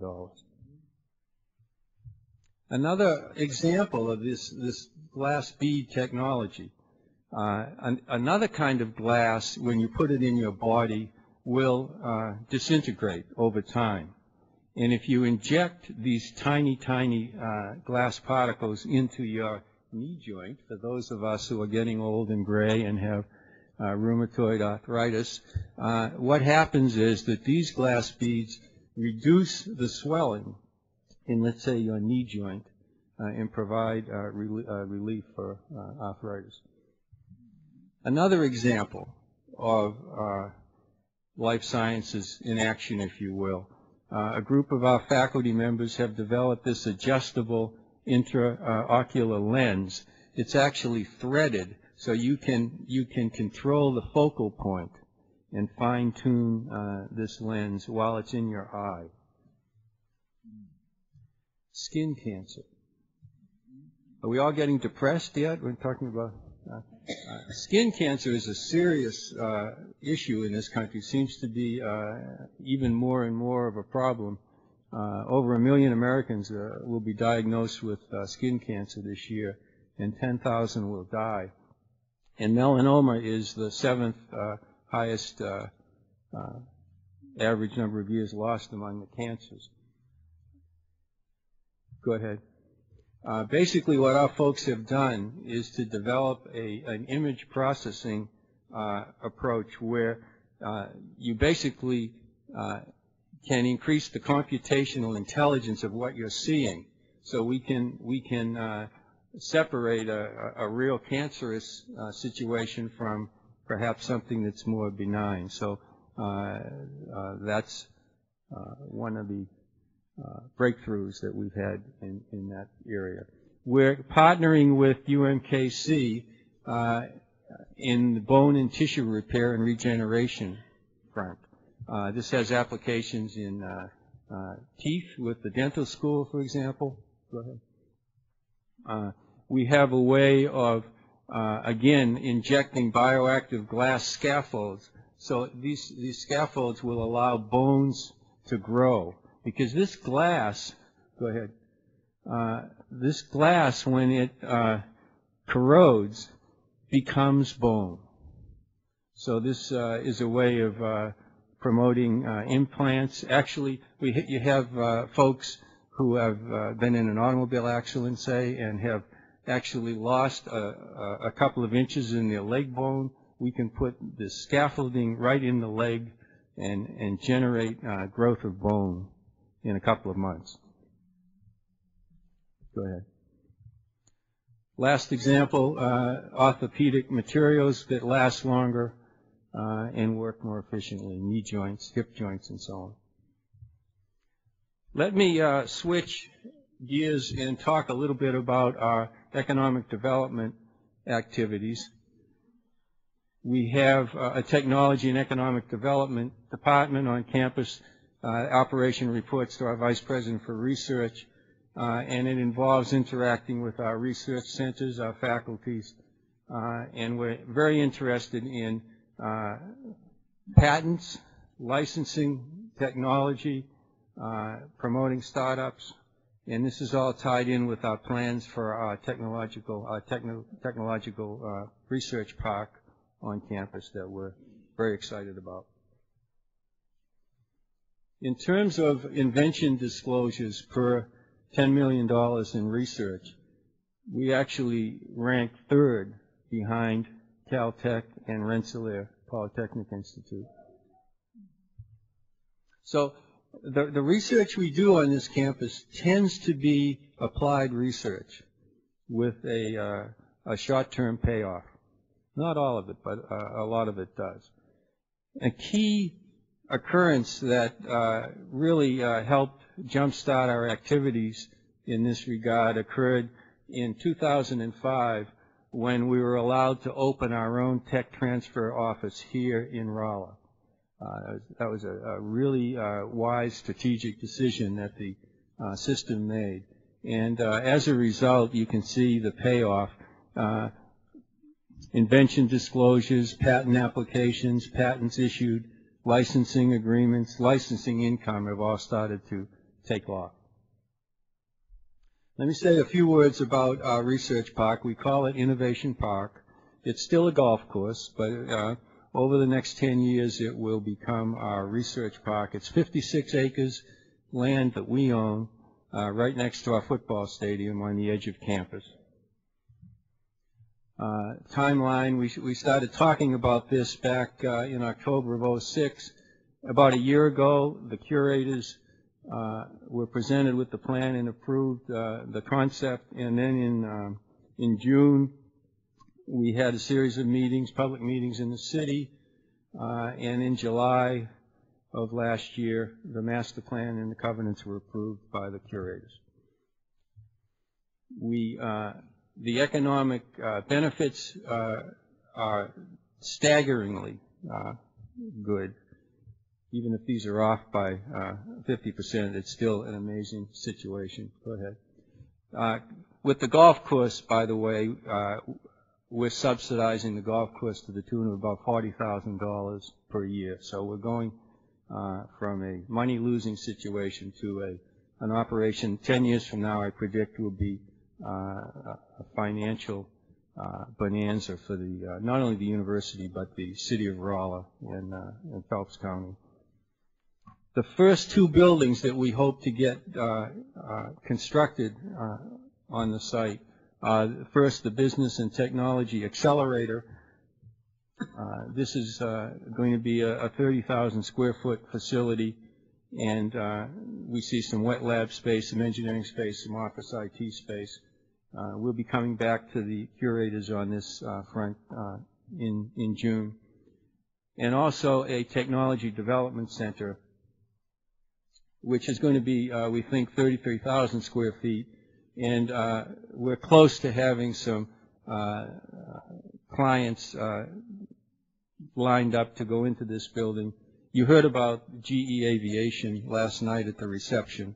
They're very anxious to get into some new digs. They're coming here in May, and we're going to put them in temporary quarters, but they're anxious to move into the University Research Park. I guess I won't go through this again because we talked about this last night. But suffice to say that we competed with almost 400 universities and got tremendous cooperation from the leadership in the city and the county, and that was important. Go ahead. Go ahead. Let me just say a few words about an initiative that we introduced last October on campus. One of the trustees that you met last night is Dick Stegemeyer, and Dick is giving a seminar on global warming even as I speak. No one left the room. But this is his equation. I can't claim credit for it. E squared equals C. What does that mean? That means that energy in the environment equals civilization. Energy in the environment equals civilization.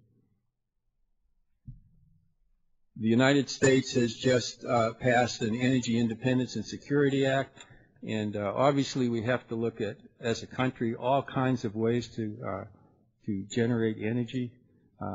Nuclear engineering, I predict, will make a big comeback in this country. Oil will be with us for many years to come. We've got coal. How do we deal with the CO2 problem with coal? We've got 200 years of coal in this country, if we could figure out how to deal with carbon dioxide. Anyway, we are doing a lot of work in this general area of energy and the environment on this campus. Some of the activities are listed here. We have 2 of these hydrogen buses, and we intend to develop our E-squared campus across the highway. By the way, here are just a couple of our student teams who are dealing with projects that relate to energy.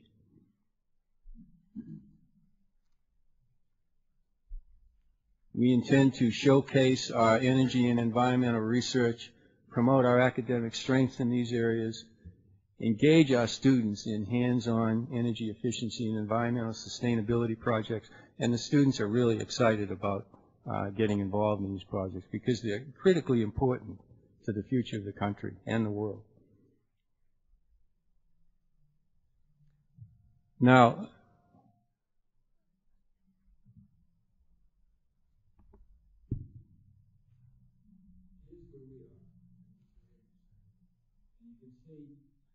you can see the Interstate 44. And we own the land on the other side of the interstate. There are a couple of fraternities over there, but there's some nice land. And that's where we're going to expand some of these activities. So in the near future, you're going to see a windmill from the highway, and you see a hydrogen filling station, and a whole bunch of other things related to energy. And some of these activities are already funded.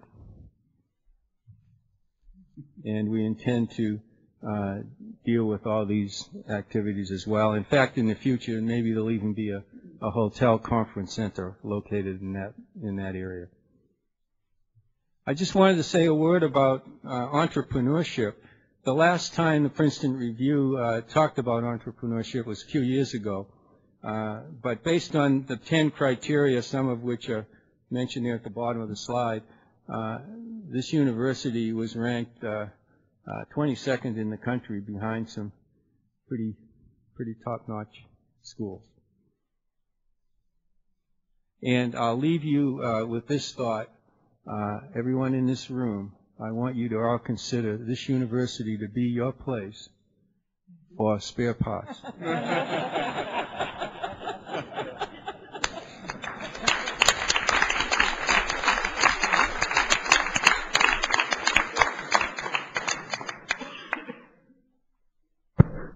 Let me thank the chancellors for the good reports, and obviously to Chancellor Carney for the first of our reports that we'll do this year on what we're doing for Curator Walker's initiative under her chairmanship.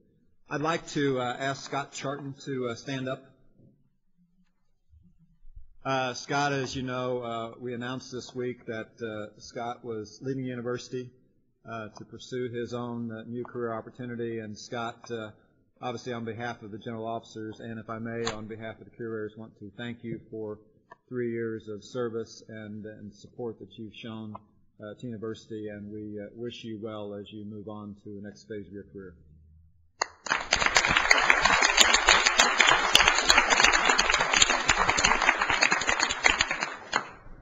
Can I back up to Jack a minute? I want to ask a question about why is it that the state of Missouri is not using that technology about your liver, and what does it take to get it there? I don't think it takes an act of the legislature. It just takes some people at the hospitals in the state to realize what a tool they have at their disposal. Isn't that amazing? Right? It's right here, and it came from here, and yet we're not using it. I mean, that's what we're trying to promote our own university about, is using the technology that we've financed. Jim Ross? Well, I made a note about many of those body parts. They build them and reinstall them.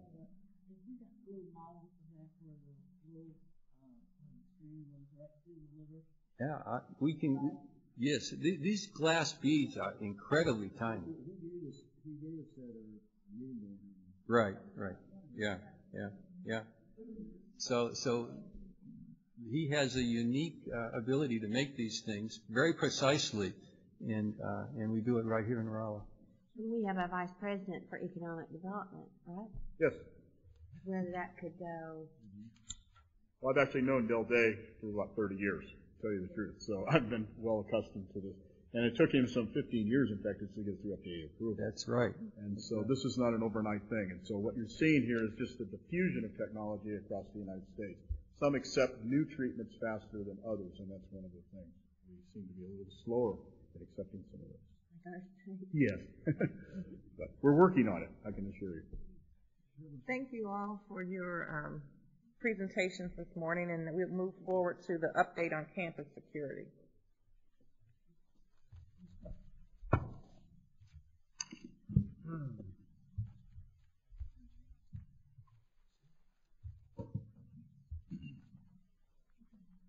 Well, good morning. I think this is the last of your formal presentations this morning before we get down to the real business of the board, so I appreciate your indulgence.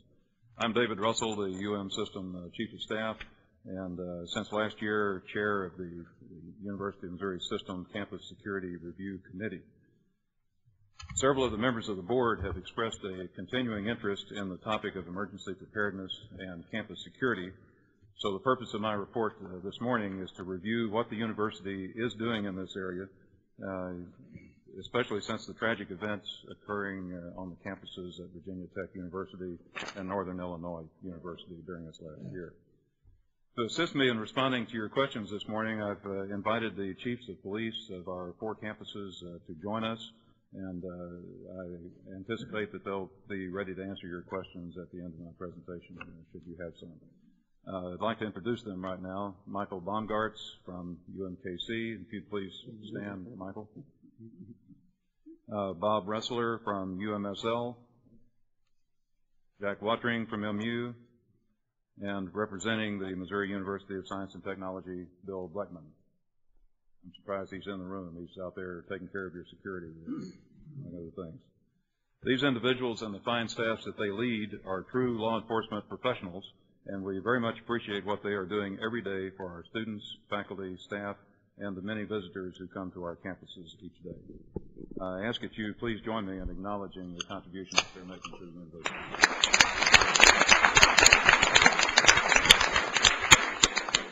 As a layperson without law enforcement experience, I've got to tell you it's been an interesting experience working with these gentlemen. I have noticed that when I go on campus now, I tend to be tailed by a patrol car more often than I used to be. So I'm not sure if the relationship is going as well as I think, but I certainly hope so. As you're very much aware, our campuses have long had operations plans to deal with every conceivable contingency that you could think of. Campus administrators review these plans constantly to see how they can improve them. And this process is ongoing and it's never done.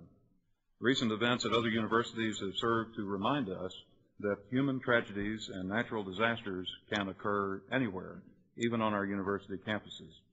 And while we cannot predict when such an event will occur, there is much that we can do to anticipate and to prepare for those situations. In that context, Interim President Gordon Lamb formed the System Campus Security Review Committee in May of 2007. He challenged the committee to look at the university's existing security policies and procedures from a system-wide perspective, to hold nothing back, to cast a critical eye on those things, to consider best practices, and to share ideas for doing things better. Since then, the committee has been very active. It's identified issues and taken the initiative to better integrate campus security planning across the entire university and to ensure that we're tied in to other state and federal law enforcement agencies. MU Police Chief Jack Watring was appointed to the Governor's Task Force on Campus Security at about the same time our committee was formed. Since September of last year, Chief Watring has worn a dual hat as the first System Campus Security Liaison Officer, reporting directly to the President. And I'll talk a little bit more about that later for the benefit of the public. Last fall, the university established a vastly enhanced emergency notification system called 3N in shorthand. It stands for the National Notification Network, and it is a commercial system that we have subscribed to. And that system has now been activated as of this week on all 4 of our campuses. In December of 2007, Chief Watring completed a system-wide inventory of university-owned assets that could be deployed upon request to any one of our campuses to augment security operations on the ground. Chief Watring was also appointed in January of this year by the Missouri Department of Public Safety to a special higher education subcommittee of the State Homeland Security Task Force, or excuse me, the State Homeland Security Advisory Council. That gives us a valuable conduit to receive ideas and know what's going on in other agencies that affect security, and it gives Jack an opportunity to describe for the rest of that committee the very unique challenges that universities and colleges in Missouri face in security areas. In February, on about the same day that President Forsey arrived here, Governor Blunt visited our campuses in Columbia and Kansas City and announced that the Missouri Alert Network was being made available to Missouri's colleges and universities. It previously had been made available to high schools throughout the state of Missouri, and the Missouri School Board Association agreed to make it available to us as well. All of our campuses, plus the University of Missouri system, have signed up for this additional notification service, which simply provides us with yet another additional layer of early warning to the existing networks that we use. Goals of the Campus Security Committee are to encourage and achieve a high level of preparedness and responsiveness on our campuses. And while we cannot guarantee that emergencies will not occur, we can and are doing everything we can to mitigate the impact of those events. Membership includes representatives from all of the areas you see on the screen. This is very much a shared experience, and it's great to see our professionals in the areas of student affairs and law enforcement, general counsel's office, academic affairs, all of them coming from such different backgrounds, but all of them with a common goal, and that is to improve security and the health and welfare of the people that are in our charge. The areas of emphasis that the committee has been looking at include the ones that you see up on the screen now. I'd like to dwell for just a moment on the last line having to do with the Governor's Task Force on Campus Security. That task force was formed by the Governor last year following the Virginia Tech incident and took a hard look at what our campuses and universities were doing in the area of security and what they recommended we do in the future to ensure that system was working well. We took that set of recommendations, formed a matrix, and sent that out to the campuses, and they have since returned those forms filled out, indicating how they stand in addressing each of those recommendations in the Governor's report. And we've updated that twice now. It was very gratifying to see that in every category that the Governor's Task Force had identified, our campuses had already, for some time, been involved in addressing those very same issues. They're at varying stages of implementing some of those recommendations. In other areas, they've been doing them for quite a while. But it served to tell me that we were doing a very good job of trying to anticipate our needs even before the public consciousness was raised over those incidents. The Campus Security Liaison Officer, Jack Watring, reports directly to the President, as I indicated earlier. He's also the President's liaison to the chancellors and to their campus police chiefs, and that's the first time that we've had that position. So we now have someone at the system level who is looking after the overall needs of the entire university and can divert resources where necessary or analyze how we're doing and address any shortcomings that we may have. He has already, this past fall, completed an inventory of resources that the university can deploy to support our campuses. He also provides us with an additional channel of communication and interface with other state and federal law enforcement agencies. And finally, he's charged to coordinate security for Board of Curators meetings.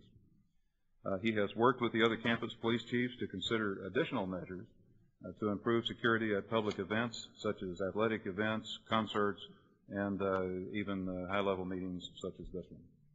They have shared lessons learned in conducting exercises and coping with real-life emergency situations on their campuses. Taking a more detailed look at the 3N notification network that we've employed system-wide, this system does not replace existing alert systems that we have already had in place on our campuses, but it provides us additional fast, redundant alert capability. 3N is capable of contacting students, faculty, and staff through multiple communications means, including email, text messaging, phone calls to landlines and cell phones, instant messaging, pagers, fax machines, and BlackBerry devices.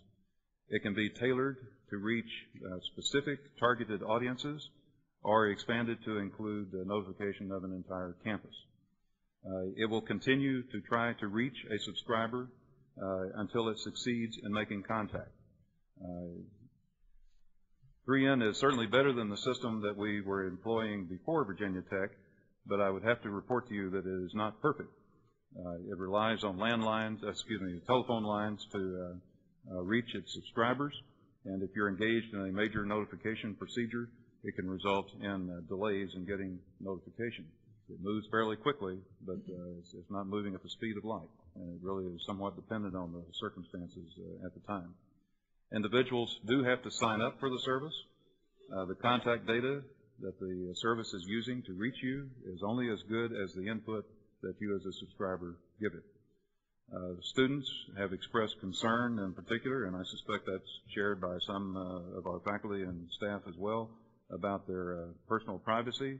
There's naturally some reticence in these times to sharing your personal contact information with a system like this. You really want to guard that information as best you can. If you look at this chart, you can see what the subscriber rates are for two forms of contact, cell phones and text messaging.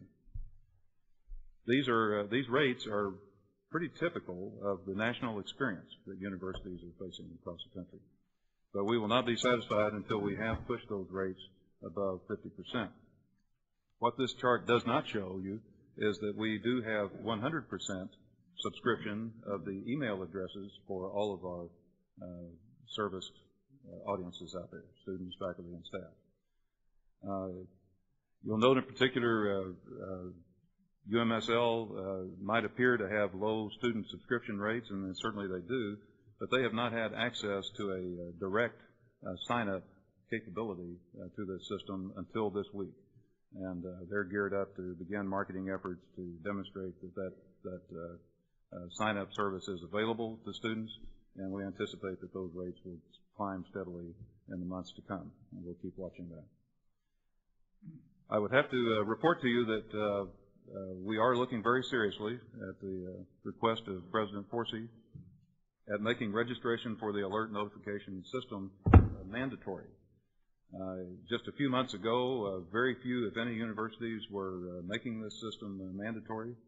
There are a lot of legal and privacy issues that you need to address. However, we are seeing a move toward doing that. I understand that the University of Florida and the University of Princeton and the University of California at Riverside are three institutions that have recently decided to make this mandatory. Just this week, I read in the student newspaper on the Columbia campus that the Missouri Student Association is expressing support for this idea as a matter of ensuring student welfare. So we're gratified by their interest and support, and I anticipate that we'll reach a decision on this issue within the very next few months. Now, everybody probably has an emergency operations plan of some sort, or you've encountered one, or you've had to help craft one, or you've had to deal with one. In my federal service experience, I found that they were very nearly worthless because they tended to be very large, and they tended to sit on a shelf someplace and become dated because you didn't have the staff to keep them constantly updated and relevant. We can't afford to do that anymore. I'm gratified to report that the campuses have been setting up emergency operations plans for quite some time. They're constantly reviewing them, as I said earlier. This is just one of them for the Columbia campus. They are as brief as 20 pages, I think, for the Raleigh campus. But they're only as good as they are exercised. And I think it's important for you to know that our campuses are engaged in a well-planned set of exercises through each year to test how they react to various scenarios.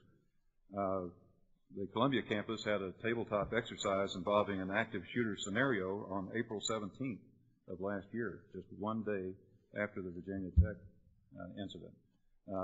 It was not a reaction to that incident. It had been planned for some time, but the timing was such that it occurred the day after.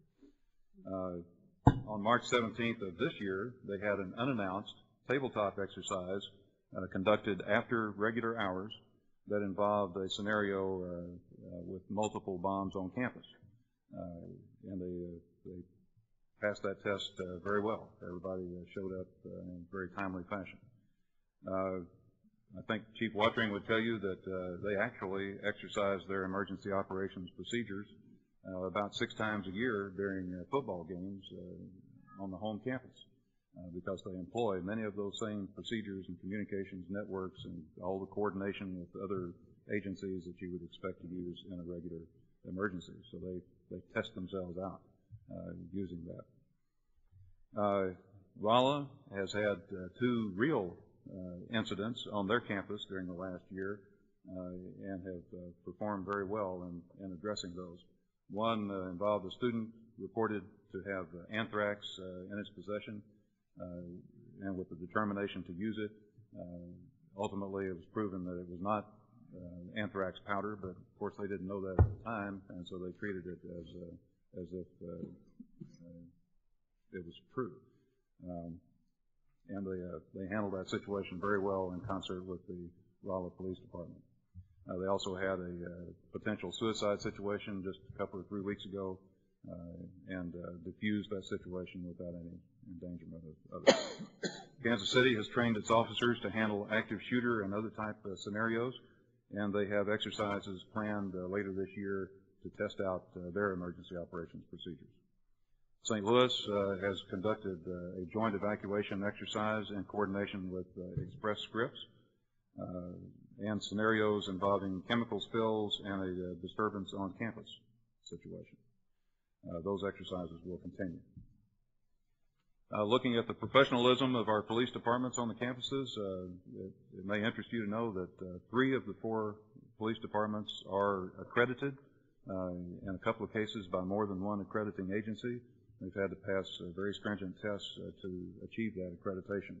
The 4th campus is working on accreditation at this time and is tapping the others in their experience to get them ready for that. I found that lines of authority and responsibility on the campuses are clear, and it was great to see. The chancellor on each campus has accepted responsibility at the top whenever there is a serious incident on their campus. You more than likely will find the campus police chief commanding the scene of such incidents if they occur, and they understand what they're supposed to do. Everybody on the chancellor's staffs know what they're supposed to do in a given situation, and I think that speaks well of their preparation. The campuses continue to work on the development of behavioral intervention teams. All 4 campuses have these teams. They call them different names, but they all certainly have them. Here in Rolla, they have a critical incident task force to review cases that involve problematic behavior. The General Counsel's office and I have talked about hosting a conference this summer to bring all of those involved in behavioral intervention on campus together in one place so that we can really begin to look at the legal and privacy issues surrounding that activity. I think that's probably one of the most urgent areas of concern in universities all across the country, and we're going to take a proactive stance ourselves to make sure that we're doing everything we can.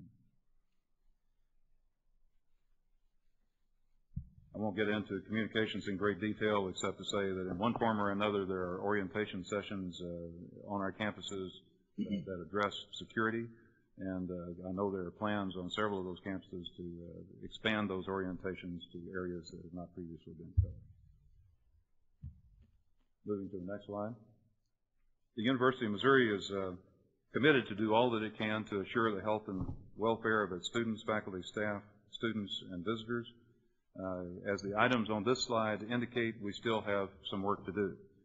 Our police departments have been asked to do more each year, and we need to conduct a needs assessment to see where additional resources may be required to enable them to do the jobs that we demand of them in the future. We'll continue to conduct exercises of the emergency operations plans. Knowledge is the key to having confidence in our security systems, and so we will give additional special emphasis to communications at every level. And finally, we'll stay abreast of current best practices. We're operating in a very dynamic environment, constantly changing, and we've got to seek to improve by learning from the experience of others. That concludes my presentation, Madam Chair. Thank you very much. Unless there are any questions, are there any? Then I'll move, I will entertain a motion to approve the consent agenda. So moved. Second. It's been moved and seconded. I'll take the vote. Yes. Yes. Yes. Yes. Yes. Yes. Yes. Yes. Thank you. That takes us into our committee reports. As for purposes of those of you in the audience, the committee work really took place yesterday in most cases, and so today's portion of the committees will simply be to briefly update us on what took place yesterday. So first, Academic and Student Affairs, Curator Haggard. During the Academic and Student Affairs Committee meeting, members of the committee heard a short presentation from the 4 campus enrollment managers, Jennifer, and I'm not going to mess up her last name, from UMKC, and Ann from MU, Jay from Missouri S&T, and Greg from UMSL. And each of the panelists discussed the nature of current University of Missouri students, how current University of Missouri students differ from future students, strategies to actively recruit students of the future, and strategies of what we are doing to actively retain these students. Within our nation and state, the demographics of college-bound students are changing. The profile is both more ethnically diverse and female-dominant. Data projects that Missouri, like many other states in the region and across the nation, will face a decline in the number of high school graduates within the next few years, sometime between 2009 and 2011, depending on the data source. When the enrollment projections begin to increase after 2015, the students in the education pipeline will be significantly more ethnically, racially, and socioeconomically diverse. The board learned also of the specific plans of each campus to ensure that we continue to meet the university mission and goals. And also, we reviewed the enrollment, success, and exceptions report. And that concludes the report. Thank you. Compensation and Human Resources, Curator Erdman. Thank you, Madam Chairman. The committee took up 2 information items and 1 action item. The first information item was a demonstration of the committee's work on a performance compensation uniform program. Ken Hutchison, former Vice President of Human Resources, made the demonstration, and it gave members of the committee an opportunity to see how this might be applied to other officers of the university as well as other staff in the future. We also received a report from interim HR Vice President Dan Huser regarding the Human Resources Training and Compliance programs. In that report, they reviewed the many employment law categories that will be included in the university's training program to try and prevent litigation in the future and to train our employees with regard to employment law.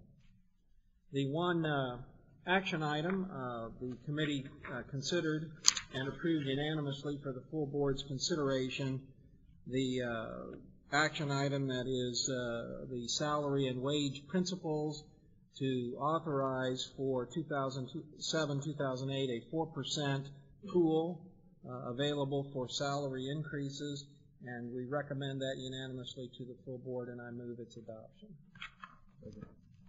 Okay, it's been moved and seconded to approve the salary and wage principles. Ready for the vote, if there's no discussion.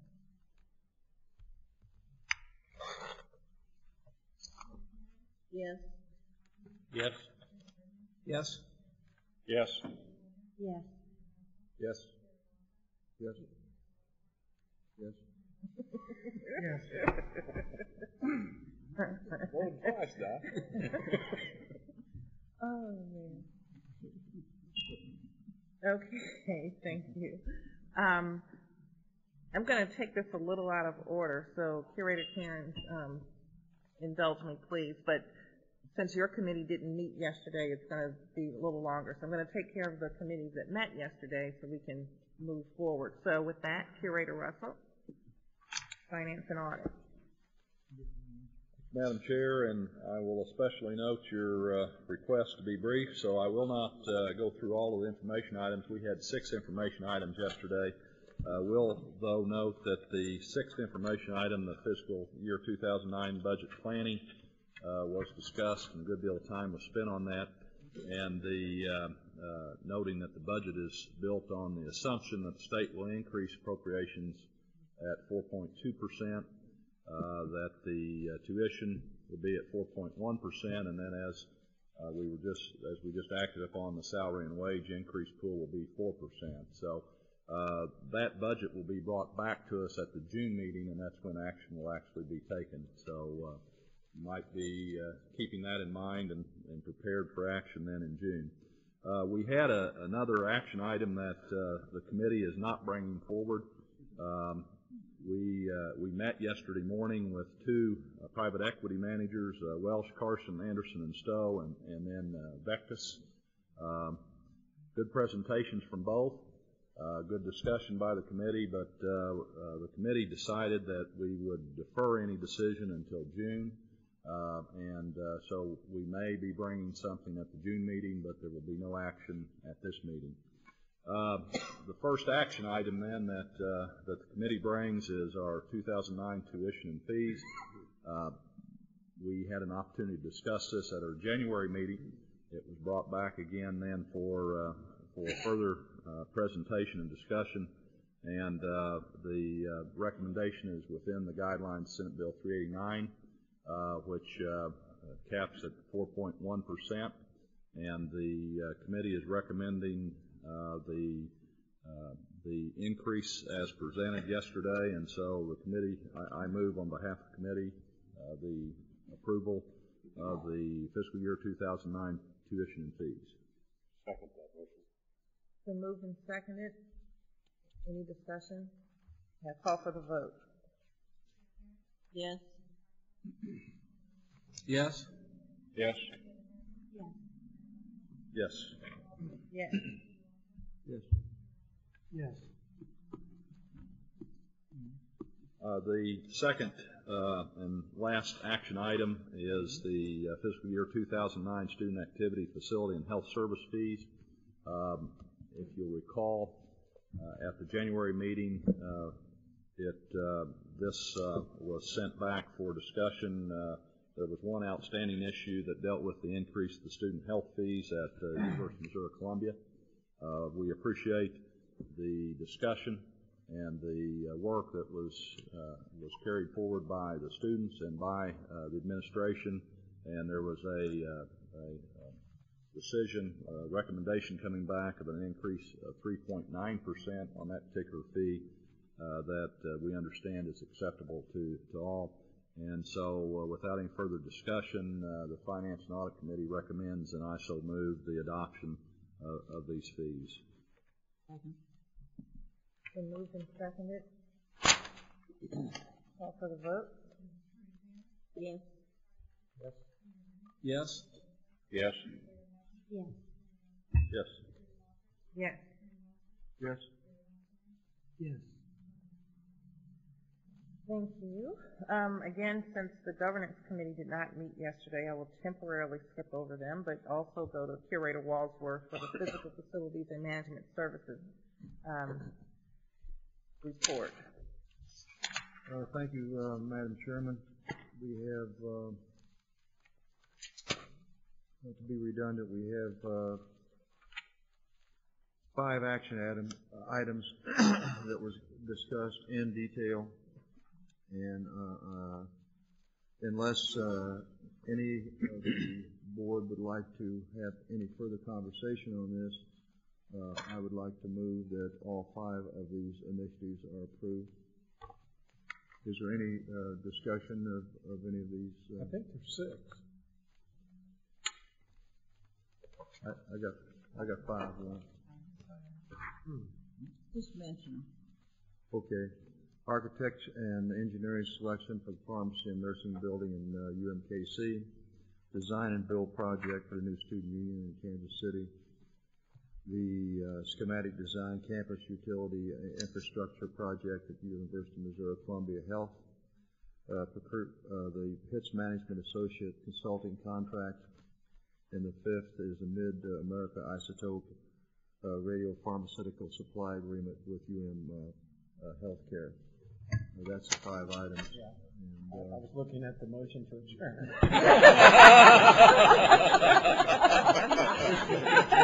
You just get anxious. Not yet.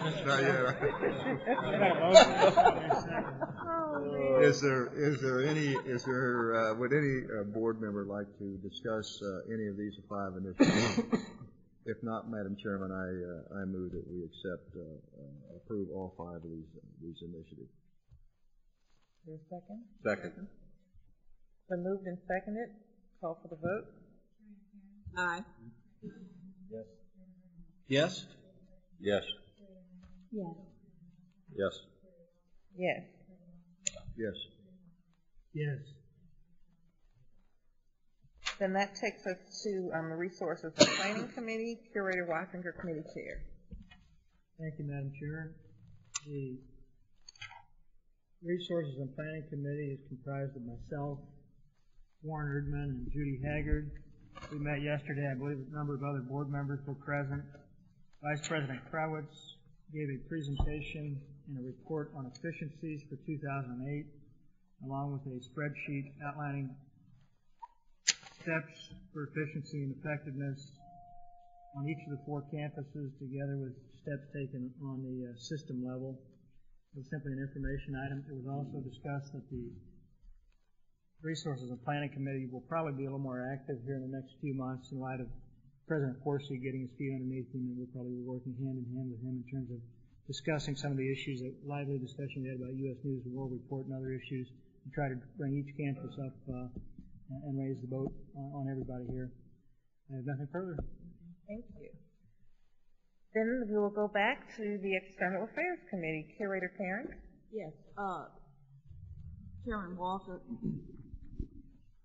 we did not meet in between this time, but I did report to the committee members, who are Warren Erdman and Doug Russell and Tony Lukemeyer, that Gary Forsey, Jennifer, and Scott Charton and I had an extensive phone conversation about the External Affairs Committee, and it seems to me that this is a pivotal time in external communications for the university and for this committee. As the board knows, we have had many discussions about the need for devoting resources to promoting the strength of the University of Missouri system. We previously agreed as an External Affairs Committee and as a board to further develop ideas for external communications. And once our new president came on board, we wanted to proceed with his advice and full input and guidance. With that in mind, Scott, Jennifer, President Forsey, and I had a very enlightened and phone conversation, and I came out of that very excited about the future of external affairs, as I think we all did. First I want to mention, we will just share some of that discussion, and I think President Forsey is going to do that. But first I want to mention a couple of other points. First of all, Jennifer Hollingshead, our Assistant Director of University Communications, has begun a new initiative. She is taking the lead on starting a program of podcasts for internal university audiences on subjects of interest to those audiences, such as human resources, finance, and administration. Those podcasts will initially be made available to our internal audiences next week. These are audio interviews conducted with key people in these departments. And they take advantage of a popular form that's being used now to convey our messages. And this is in keeping with our commitment to use multiple media technologies to tell the university's positive stories. And Jennifer, I want to thank you for your leadership on this and wish you success with this. I know that Don Walsworth is going to report on the meeting that we had in Kansas City, but I would just like to say this about that meeting, that Kathy Miller arranged a seamless meeting in Kansas City. And Gordon Lamb and Curator Walsworth here, who is currently having a coughing fit, led the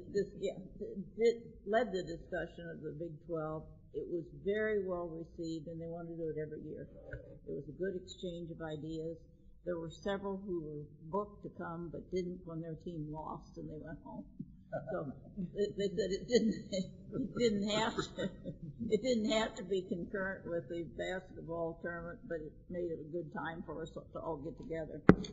And we had shared some common issues. I came away, and I'm sure that Gordon Lamb and Don Walsworth came away with a really good feeling about we're all in this together, and here's how we're doing it. And several of them have formed pacts, and we can talk about that later. But anyway, it was a good discussion, and I hope that more of you will go next year. And I want to recognize Scott Charton, our Director of Communications. This was announced earlier this week. Scott is leaving the university to start his own communications and consulting company. Scott and I go back some 20 years when he was the State Capitol Bureau Chief for Associated Press, and I was a state representative from St. Louis County. And he's been a good leader for the University Communications, and I want to publicly express my appreciation on helping this committee get off the ground and to wish him every success. Scott, thanks. Now, as I mentioned, we will move our discussion to system-wide communications and marketing. Scott and Jennifer are here to assist with the discussion and to answer any questions, but I will now turn the microphone over to President Forsey. Thank you. I will keep this brief because I think the setup in the last couple of days for strategic planning, I think, has been pretty well established that we need to take that on as a university. And part of the way to inform that strategic plan is to be sure we got good data. And I think at this juncture, if we go to the first slide, our data suggests that within the state of Missouri that there isn't enough recognition of the importance of higher education and the importance of the University of Missouri in general about our mission of teaching, research, service, and economic development.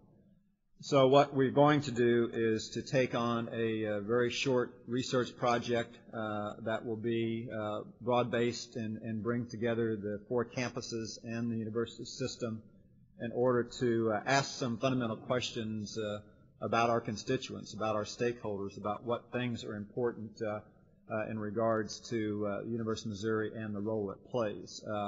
I will be funding this out of a grant that's been made to my office, and it will be, again, done in a time frame where it will allow us to inform our strategic plan about what are the things that are important to our various stakeholder groups, be they citizens, be they alumni, be they campus-specific opportunities. So I won't belabor it at this point in time except to say we're going to put this on a very fast track. Again, it'll be a